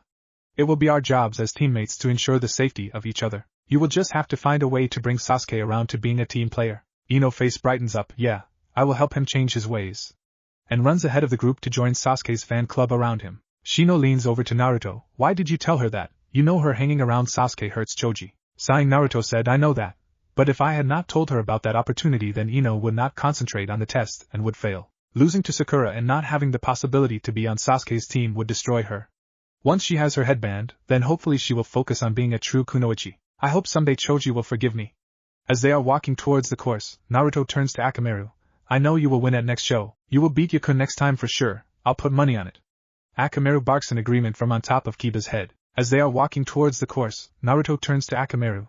I know you will win at next show. You will beat Yakun next time for sure. Akamaru barks in agreement from on top of Kiba's head. Falling low behind his group, the wind is blowing his trench coat back a little. Naruto with his hands in his pants pockets is thinking, what could Mizuki possibly want to steal before he defects from the village? Think, Naruto, think. Since he is defecting to the Sound Village, you can probably rule out the Byakugan because we know he wants a pair of Sharingan eyes. True, he will have to wait until Sasuke's Sharingan awakens before making his move, but we are not 100% sure on that. I damn well not going to let Hinata-chan go through that ordeal again. Mizuki will die on the spot if he touches her. Think incoming ANBU. Stopping behind his group, Naruto gently pings with his chakra, ANBU Badger, wonder what he wants. Shino and Hinata stop to look in the direction of the incoming shinobi. Naruto had been teaching them how to use sonar jutsu. Shino using this technique was now able to help locate incoming or hidden shinobi, allowing him time to formulate a strategy and better deploy his insects. Hinata was able to look around without using her Byakugan eyes, which consumed a lot of chakra, thus allowing her to conserve it. They were just learning how to use the jutsu, so right now they could just sense the approaching shinobi from Naruto's ping. They had not reached the level that they could identify the specific individual by their chakra signature. Everybody else in the group stopped and looked in the direction that Shino and Hinata were scanning. Kiba and Akamaru turn in that direction and start to sniff the air. One incoming shinobi. Kiba and Akamaru then start sneezing. Kami, what is that guy wearing? It smells worse than that perfume Sakura had on last week. Could it be Piggy? Nah, it's not Piggy, though I agree with Kiba on the smell. It's Badger. Badger was wearing that last time he tried to catch us, remember? You are getting old and senile, Sensei. I'll show you old and senile next time we spar. Bring it on, Grandpa Sensei. It's probably a summons for the incident over at the orphanage yesterday evening. You should have let Venerable Father Asuhigo kill that damn kid molester. For a 84-year-old monk, it took almost one tail worth of power just to pull Venerable Father Asuhigo off of Councilman Kugo Jinjo. It took 4 novices just to hold him back once I got him off. I'm lucky Jinjo did not die before I got him to the hospital. You should have let him die for what he was going to do to that kid. Hey, I took the longest route possible to the hospital. Besides, we both don't want to see Venerable Father Asuhigo go to jail for killing that piece of trash. I made sure that the evidence pointed to an attack behind Kugo's business. I will tell Gigi what really went down. Should have used Kitsune Foxfire on that bastard. No, that too good should have cut off his. Naruto tunes Kyuubi out to see if ANBU Badger is bring a summons as he approaches the class getting ready for their Kanai exam. ANBU Badger lands in front of Irika, startling several of Sasuke's fan club members. ANBU Badger is looking around for Naruto. I'm over here, ANBU, Naruto cheerfully waving his hand in the air. His group parts as the glaring ANBU approaches Naruto. Uzumaki Naruto, you are hereby served with an order of summons to appear in front of the Sandaime at 1700 hours today. Failure to appear will result in an order for your arrest. After finishing his speech, ANBU Badger hands Naruto a scroll, then turns and leaps away. Everybody is staring at Naruto, who just puts the scroll inside his trench coat. Naruto, what does it say? Kiba asks. Using his teacher lecture voice, Irika, Kiba, what is in that scroll is for Naruto, only you have no right to ask him about the contents. Kiba looks down at the ground, but Naruto knows everybody wants to know what written in the scroll. That's okay, Sensei, it won't be a secret much longer. Pausing for maximum effect, Naruto. The civilian council wanted me to convince Sasuke to allow them to raffle off a date with him to raise money for the village. Squeals of joy from the Sasuke fan club almost deafened the group. But looking defeated, Naruto continues, Sasuke has told me no to this idea, because he would not allow for random chance to decide the winner. The fan club suddenly quiets at hearing the news that there would be no raffle. However, he has agreed to an auction of his person to the highest bidder, which will include a whole evening with him. Naruto's face brightens with that statement. Once again, the group is deafened by the sounds of squealing fan club members jumping up and down. Sasuke is glaring at Naruto because he is being the object of a joke. Shikamaru is shaking his head. Damn it, Naruto, you just cannot quit messing with Sasuke. Irika using his teacher voice jutsu. Okay, everybody settle down, and we will start the first part of skills final exam, the Kanai test. You will be graded on 10 Kanai thrown at a stationary target at range of 20 feet. The scoring will be a 10-point system with a perfect score of 100. The second part will be 10 Kanai thrown at a moving target at a range of 20 feet. The scoring will also be the 10-point system with a perfect score of 100. Remember, you must score a combined total of at least 140 points to successfully pass this part of the exam. Are there any questions? Yes, Kiba, what is your question? Do Choji, Naruto, and I have to take this test? You already know we can pass it, Kiba with a big grin on his face and Akamaru barking in agreement. Irika looking Kiba in the eyes. Yes, Kiba, you have to take the official exam if you wish to pass, and no wagering. Naruto looks over at Kiba and shrugs his shoulders as if saying, you tried. Well, better get comfortable, it will be a while before we up. Shino's up first, remember what we talked about, Shino, and start us off with a perfect score. Lying down on the ground to watch the clouds, Shikamaru. So what does the Sandaime want to really see you about? Pulling the scroll out of his trench coat, Naruto breaks the seal and unrolls the scroll, briefly scanning the message. Thought so. What did you do now? Besides you trying to make Sasuke a door prize? Shikamaru with his eyes closed. Looking around to see that Ino was still with the Sasuke fan club, Naruto throws the scroll to Shikamaru. Read it for yourself, as he sits down to yell encouragement to his classmates, who were taking their turn at throwing their kunai. Catching the scroll, Shikamaru sits up to read it. The rest of the group crowd around so that they can read it also. Naruto can feel their eyes getting bigger as they read further down the scroll. Kiba stuttering, Naruto, you killed Councilman Kugo? Naruto shaking his head. Kiba, if you read the scroll, it says I'm accused of assaulting Councilman Kugo yesterday evening at an undisclosed area. Nowhere does it say I killed Councilman Kugo. If I had done that, there would have been a squad of ANBU here to arrest me, not one serving me a summons. You should have killed that kid molester. We will get to that eventually. However, right now I have some questions that we need to ask Councilman Kugo. Once he comes out of his coma, we are going to kill him. Yes, we are going to kill him, but not until we get every bit of information out of the bastard. He can possibly fill in some missing pieces to the sound puzzle. That's all I want to know. I'm narrowing down the list of techniques we can use on him first. Knock yourself out, you will call the shots on this one. Or we could just let Venerable Father Asahiko finish the job. That's not a bad idea at all. Hinata, so what happened? Well, the official story is that I was heading home after practicing late last night at school field. Just as I passed in Councilman Kugo's store, I heard sounds of a fight coming from behind the store. Checking behind the store, I saw several individuals running down the alley. But before I could chase them, I saw Councilman Kugo unconscious body lying by a dumpster. Seeing that Councilman Kugo needed immediate medical attention, I did not pursue the attackers. I picked up Councilman Kugo and rushed him to the hospital. Upon arrival, the medical staff took Councilman Kugo off my hands. The staff asked what had happened. I told them what I had seen and done. They thanked me and told me that I was no longer needed. Per Hospital Regulations 123.25, subparagraph B, any person arriving at the hospital having suffered bodily trauma and unconscious must be reported to NBU Home Security for an investigation to determine the cause of said bodily trauma. That is the reason for the summons, says Naruto while he continues to watch the test. Having passed his exam earlier and hearing the story, looks over the top of his sunglasses. Shino, okay, that is your official version, so what really happened? Naruto shaking his head in disbelief, you guys would not believe me if I told you. Kami, I have a hard time believing it, and I was there. Hinata looking concerned, so what really happened? Naruto looks up briefly at the clouds before continuing his story for his classmates. It started yesterday evening. I stopped by the orphanage to see how little Yururid Sumugia was doing. See, she had fallen out of a tree a couple of days ago. As I was walking down the hall towards nurse's office, 10-year-old, Tezite Sakabashi comes running into hall, yelling that Venerable Father Asahiko was killing someone out by the gym.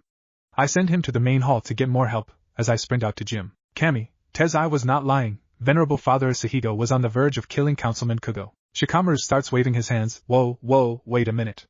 You want us to believe that a 5 feet 6 inches, 142 pounds, 84-year-old monk, who took a vow of peace, was beating the hell out of a 5 feet 8 inches, 350 pounds, and 45-year-old councilman? Placing his hand over his heart, Naruto as Kami as my witness, yes he was. Seems Councilman Kugo has a thing for little boys. Venerable Father Asahiko caught him as he was trying to take away a drugged Jinta Hankari. It took me and 4 of the novices to drag Father Asahiko off of Councilman Kugo's bloody unconscious body. While the novices restrained Father Asahiko, I took Councilman Kugo to the hospital for medical treatment. The hospital staff thought that I had done the damage to the councilman. The last that I heard, he's still in intensive care and in a coma. On my way home, I stopped by Orphanage to check on Father Asahiko and the status of Jinta. According to Father Ganju, Hinata had been given a knockout drug and a soda and would recover. Father Ganju told me that in another village that Venerable Father Asahiko had been assigned to, a person similar to Councilman Kugo was preying on children, but he was too high up in the government, and nobody would do anything. The brothers were worried that Venerable Father Asahiko would go to jail. I told them not to worry, I would handle any problem if they arose. End of story. Turning to Hinata, looks like you're up next. Show them why you should have been Rookie of the Year. Blushing slightly, Hinata, I will try my best. Naruto doing a bad imagination of Irika. Ms. Hyuga, there is no try, there is just your best. Dazzle us with your style and flair. Laughing Hinata, hi. For you Naruto-kun, I will not let you down. I will make a perfect score like you have taught me. As she walks down to take her test, cheering Hinata on as she passed her test with a perfect score, Naruto notices Ino looking anxious and almost in a panic watching the others throw. Choji, could you do me a favor? What do you need, Naruto? Choji inquiries. Nodding his head in Ino's direction, go over to Ino and see if you can ease her tension. She looks she's about to explode. What do I talk to her about? A bit of panic in Choji voice. Grinning Naruto, tell her one of Kiba's better cleaner jokes, which should get her mind off of the test. Tell her how you were getting stressed out when we were going against Team 2 and how you overcame it. Just before she takes her test, tell her to take a deep breath and relax. Remind her she has the talent and the skill to be one of Konoha's finest kunoichi, and that you believe in her. Hi. Choji with determination in his eyes walks over to a fidgeting Ino and starts to talk quietly to her.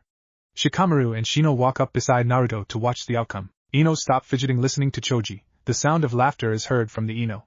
They see Choji waving his arms around in the air and making throwing gestures dramatically. Ino is smiling at whatever Choji was saying, but her smile starts to fade as her name is called to take the test. Choji leans in close to whisper something to her. Ino appears to be taking a deep breath with a radiant smile appearing on her face. Choji looks at Shikamaru, Shino, and Naruto with a big grin on his face before he turns to cheer on Ino. Ino ends up matching Sakura's score, but that was a victory in Ino's eyes. After hearing her final grade, Ino squeals with delight and runs up and hugs Choji, repeatedly thanking him for helping her to pass the test. Looking at the couple celebrating Shino, I think Choji might give Hinata a run for her money on blushing today. Naruto turning towards the Kanai test area. It's time for the main event, we better head down, if we want to get good seats. The Rookie of the Year will be giving us students a demonstration in the art of Kanai skills. Shikamaru lying back down to watch the crowd. I'll stay back here because there is no telling who Sasuke will be throwing those Kanai at with you cheering him on Naruto. I don't want to be the victim of friendly fire accident. Shino starts to sit down beside Shikamaru. I think that is sound idea. I'll stay back here and keep Shikamaru company. As he walking towards the test area, Naruto calls back. Do not come crying to me later complaining that you missed out on the chance of a lifetime to see Rookie of the Year giving a Kanai demonstration. Shino and Shikamaru just wave him at him before lying down to watch the clouds. Naruto slides up beside Iruka to be standing behind Sasuke as he lining up his first throw. Just as Sasuke releases his first throw, Naruto calls out, "Good luck, team." Sasuke whips around to glare at Naruto. "Good throw, team. And you actually hit the target on your first throw. Luck has nothing to do with it, dope. It's my skill at the Kanai," boasts Sasuke with members of his fan club yelling out agreements and insults at Naruto. "Kid, you need to find another hobby, instead of baiting the Uchiha brat. I will as soon as school over. But right now, I've got to grab the moment." Sasuke completes the stationary test with a perfect score and cheering fans. Naruto had taken every opportunity to insult Sasuke's throwing style. Hinata walking over to the group lying on the hill watching the test. Where is Naruto? Kiba points down to the test area. He down there encouraging Sasuke. Looking down at the crowd, Hinata, why are you all up here? Shikamaru looking at the clouds.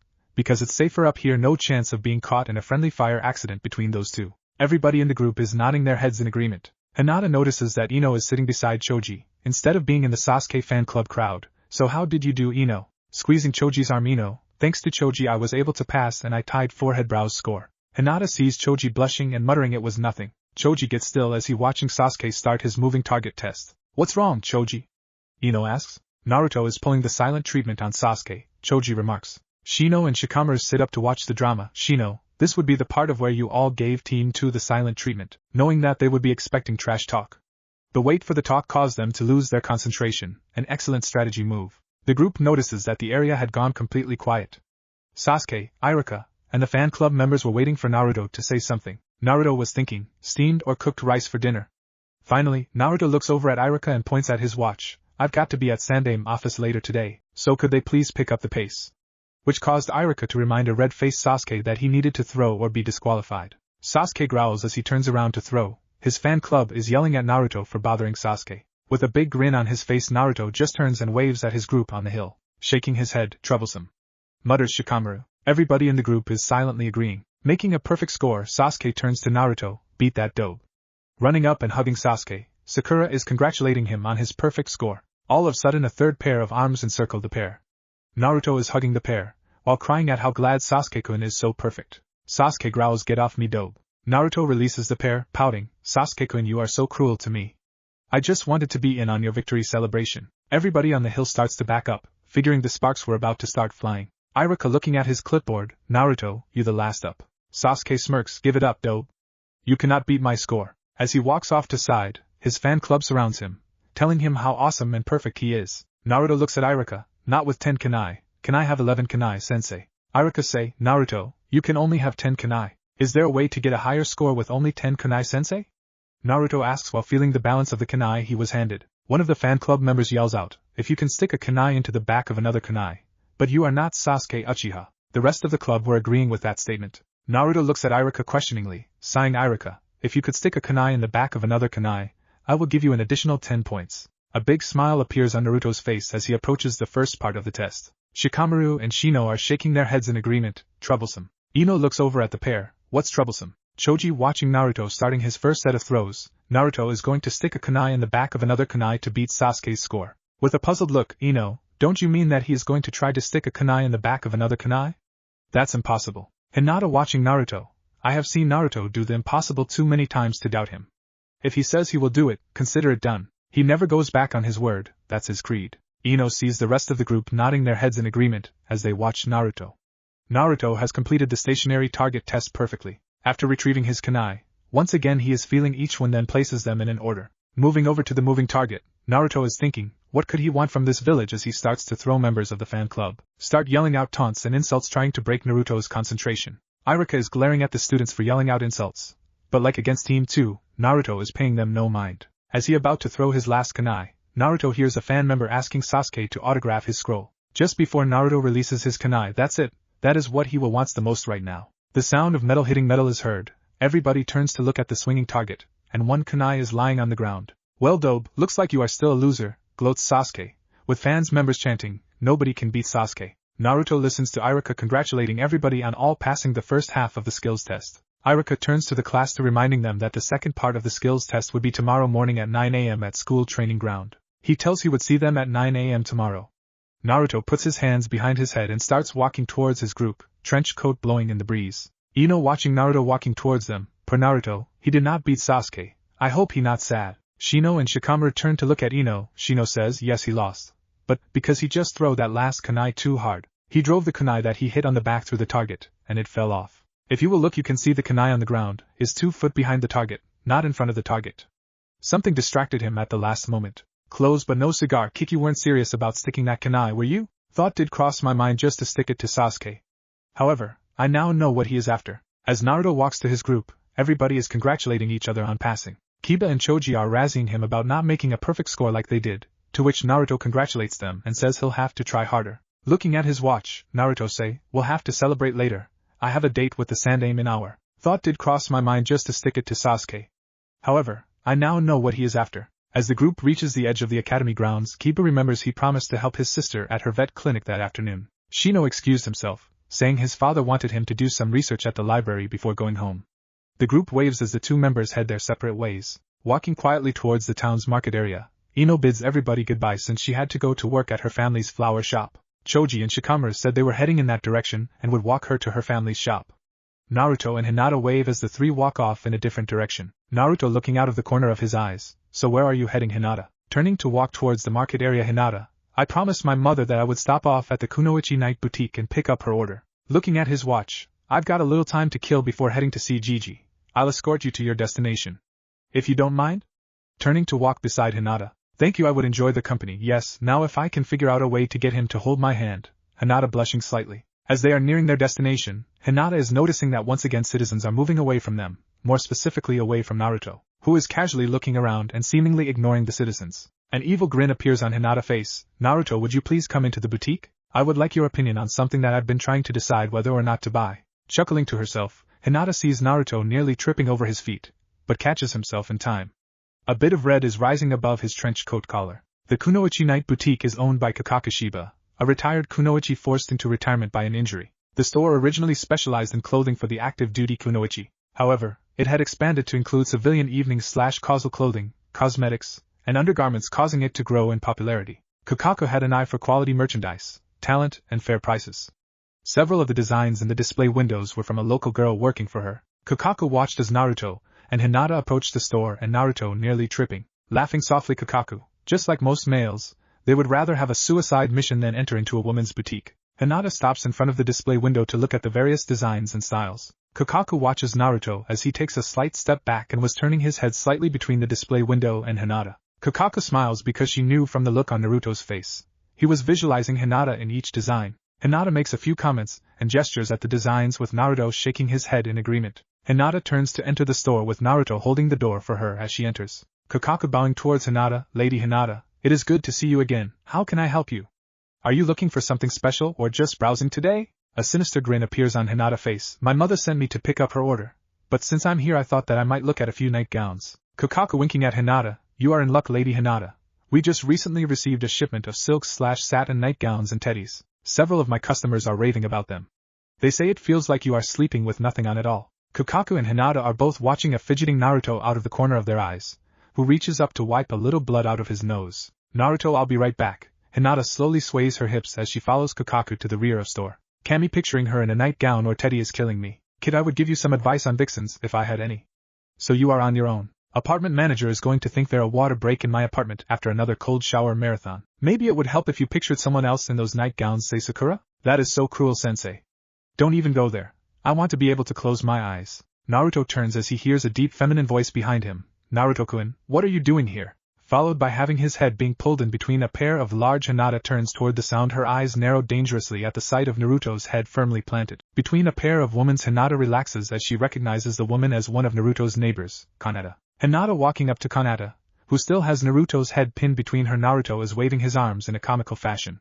Kanata, you might want to let Naruto go. I don't think he can breathe. Releasing Naruto. Oh. Naruto-kun, I'm so sorry, are you alright? After take a few deep breaths. Naruto, I'm fine now. Kanata. It's good to see you. How is Shinji? Kanata giggling, he fine, I was just shopping for something to surprise him with. Naruto, I'll be forever in your debt for what you did today. Hinata looking at the pair, what did you do today, Naruto? Trying to look innocent. Naruto and pointing at Kanata, I just asked Kanata's for some technical advice for a certain project, and it worked better than I could have hoped for.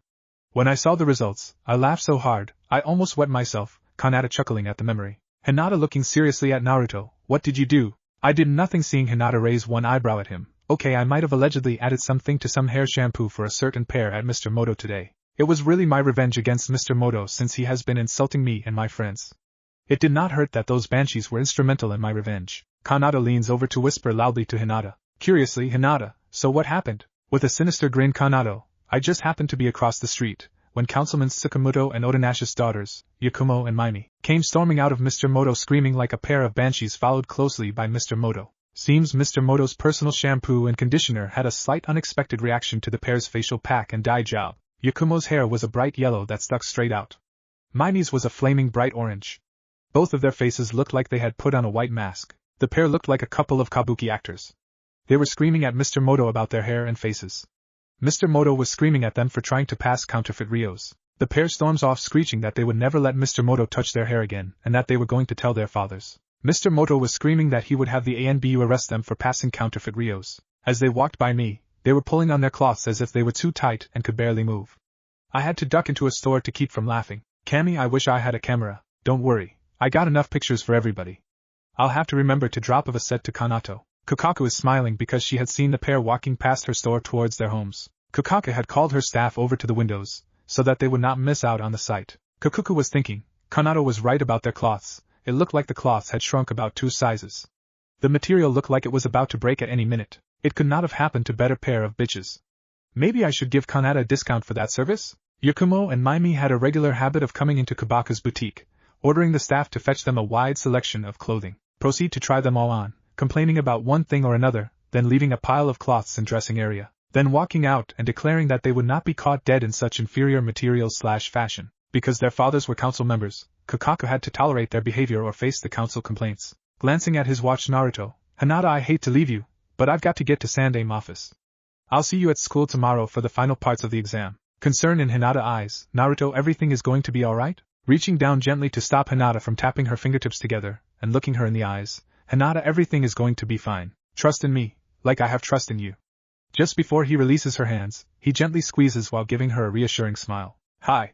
Hinata barely whispers as Naruto turns to leave. As the door closes, Kanata and Kokaku watch Hinata as she watches Naruto walk by the window and wave before disappearing around the corner. Kanata shaking her head. So what is Naruto seeing the Sandaime about this time? Somebody claiming he kicked over their trash can or what? Hinata knows these two women would not gossip about Naruto, so she decides to tell them. No, he is being summoned because he accused of assaulting Councilman Kugo Jinjo yesterday evening. Hinata repeats the official story Naruto had told her earlier, placing her hand under her chin. Kokaku, so that's why that couple of A and B were behind Jinjo's business, and the alley this morning as I walked by on my way here. Yeah, I seen some riff-raffs hanging around the area, could have been a couple of them. Kokaku shaking her head in agreement, reaching up to give Hinata a comforting squeeze on the shoulder. Kanata, if they haven't been able to pin anything on Naruto-kun all these years, they won't pin this one on Naruto-kun either. Kokaku thinks of way to get Hinata mind off of the incident. So do you still want to look at those nightgowns/teddies before you go? Nodding her head, Hinata, hi. I wonder how I can show them to Naruto. Kanata and Kokaku share a knowing grin as they see Hinata starting to blush as she turns to walk back towards that section of the store. As Naruto is entering into the Hokage tower, he feels the need to wipe his nose and notices the blood. Kami, why did I just get a flash of Hinata in a silk nightgown? Not that I'm complaining, definitely cold shower tonight. As he approaches the Hokage's office, the secretary waves him on in. Stopping to knock on the Hokage's door, Naruto senses 4 people in the room: Gigi, the venerable father Asuhigo, Anbu Otter, and surprisingly Blue Bird. Upon hearing permission to enter, Naruto enters and walks over to stand in front of Gigi's desk. Bowing to Gigi, Uzumaki, Naruto reporting as requested by the summons. Then turning to bow to other three in the room, greetings Anbu Otter Anbu Blue Bird Venerable Father Asuhigo. Before turning back to face the Sandame, Sandame turns to the Anbu, thank you for your detailed report on your investigation into the assault of Councilman Jinjo. If you would assume your guard positions outside my office for a couple of moments, I wish to have a private conversation with Venerable Father Asuhigo and Naruto. As the pair of Anbu flicker out of the office, Sandame does several hand signs, Kageroom seal before slamming his hand down on his desk. Leaning back in his chair Gigi, now Naruto, would you care to explain to me why Venerable Father Asuhigo was telling me your story was a lie before the Anbu arrived and confirmed your story concerning the assault on Councilman Jinjo? Reaching to scratch the back of his head Naruto, well, you might want to get yourself a drink first. Reaching inside his desk drawer, Gigi pulls out his sake, looking over at Father Asuhigo, who politely shakes his head no. After pour himself a glass, Naruto waits patiently as Gigi takes a sip before continuing. Venerable Father Asuhigo is correct, my story is a lie. After dropping Councilman Jinjo off at the hospital, I stage-planted all the evidence to confirm my story. The truth is Venerable Father Asuhigo was the one to assault Councilman Jinjo.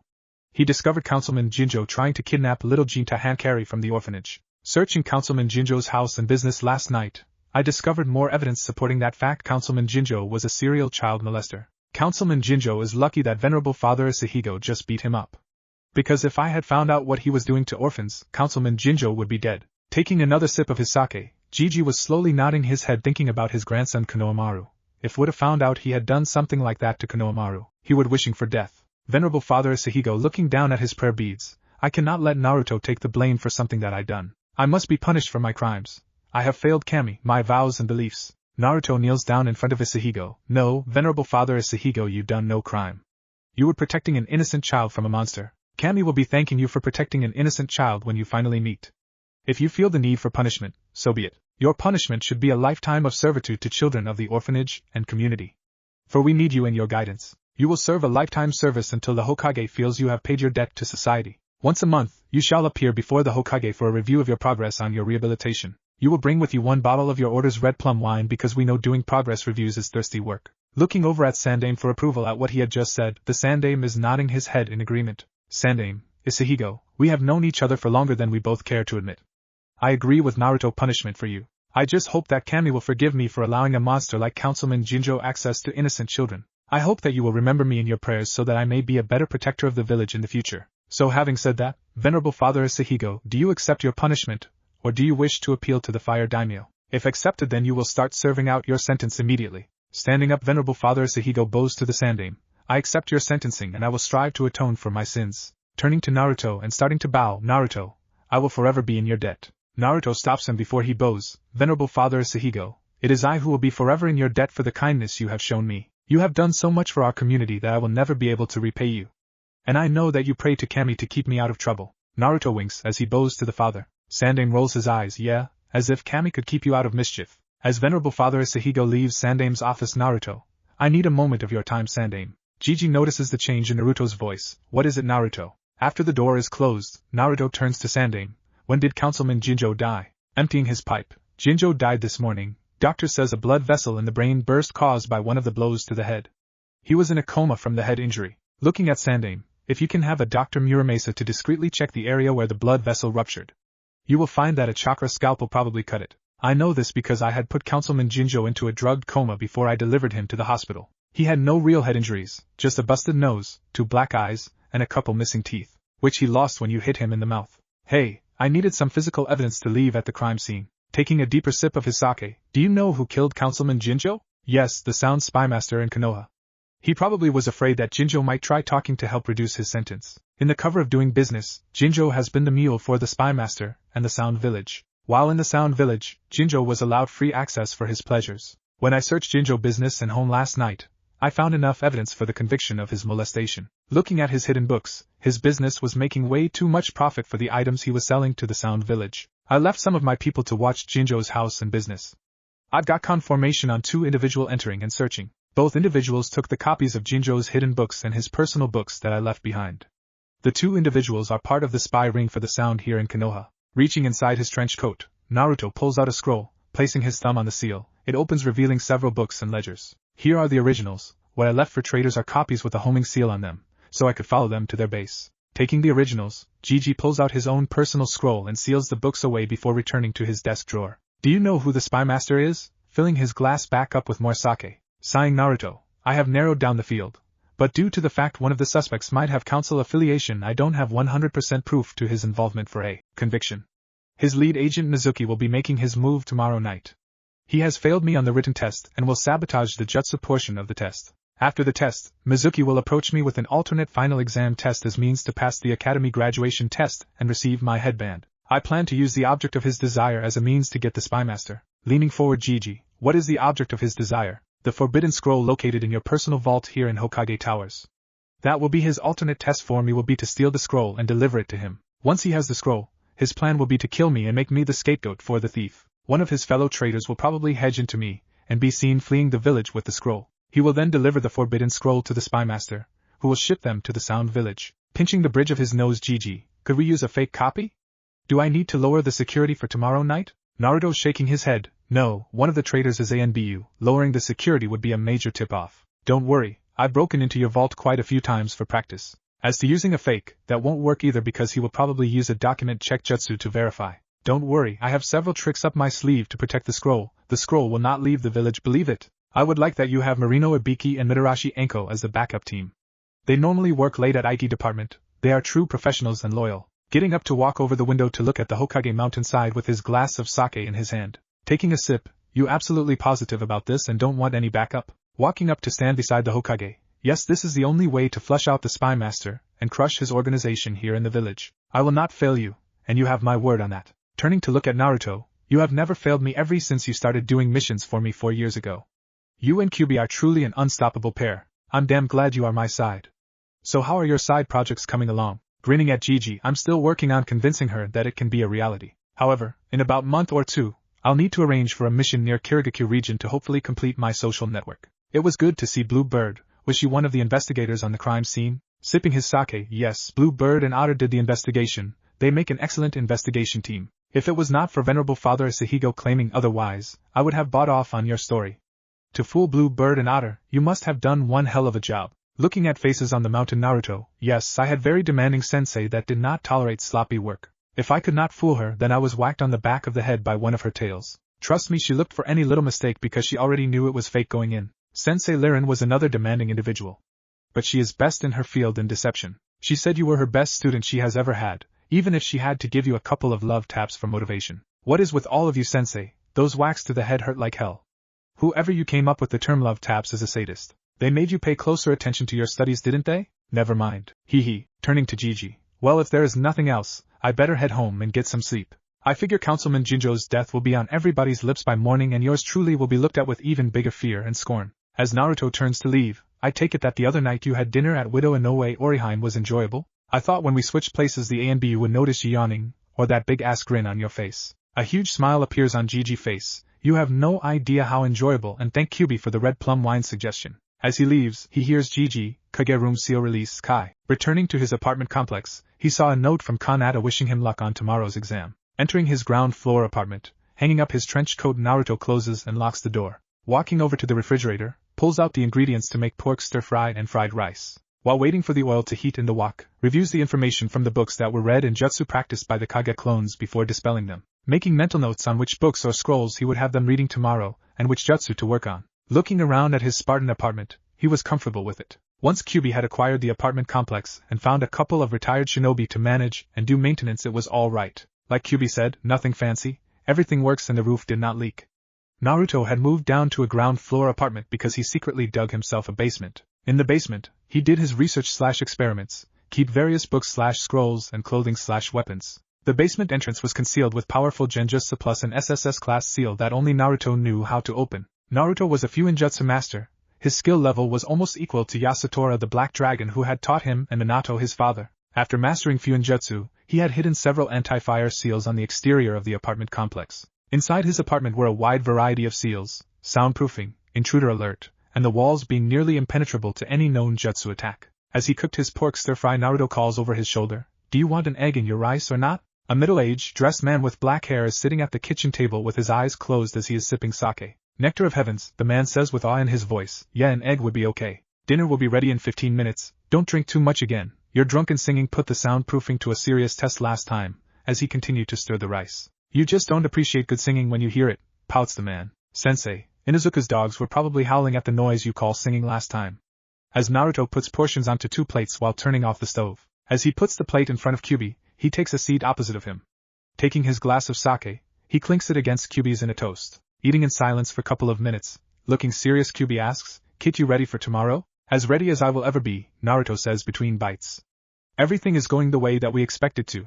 Kami willing, tomorrow we will have the spy master. Then we can continue on our projects." Kyuubi pauses to take a sip. "Just remember what Yuri always told you." Shaking his head in agreement, Naruto, "The best laid plans or strategy are totally worthless once the operation begins. I don't think I can recall a single mission going off as we planned it.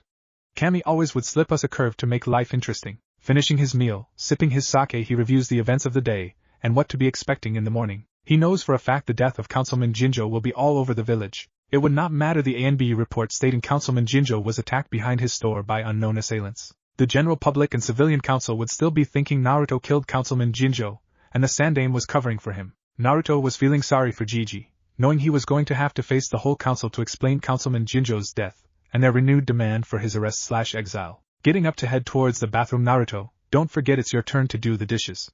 And don't call one of clan members to do your work for you." "Well, at least leave me some hot water," Kyuubi says as picks up the plates and heads toward the sink, waving over his shoulder as he enters the bathroom. "Don't worry, there will be plenty of hot water. After this afternoon, it's another cold shower marathon." With a sinister grin, Kyuubi, "Do you think she will be sleeping in a white silk nightgown or a blue satin teddy?" "I hate you, Sensei," is heard before the bathroom door is closed. Chuckling to himself as he makes an invisible mark in the air, "Sensei, 11,475 Naruto, 0," as he starts to wash the dishes.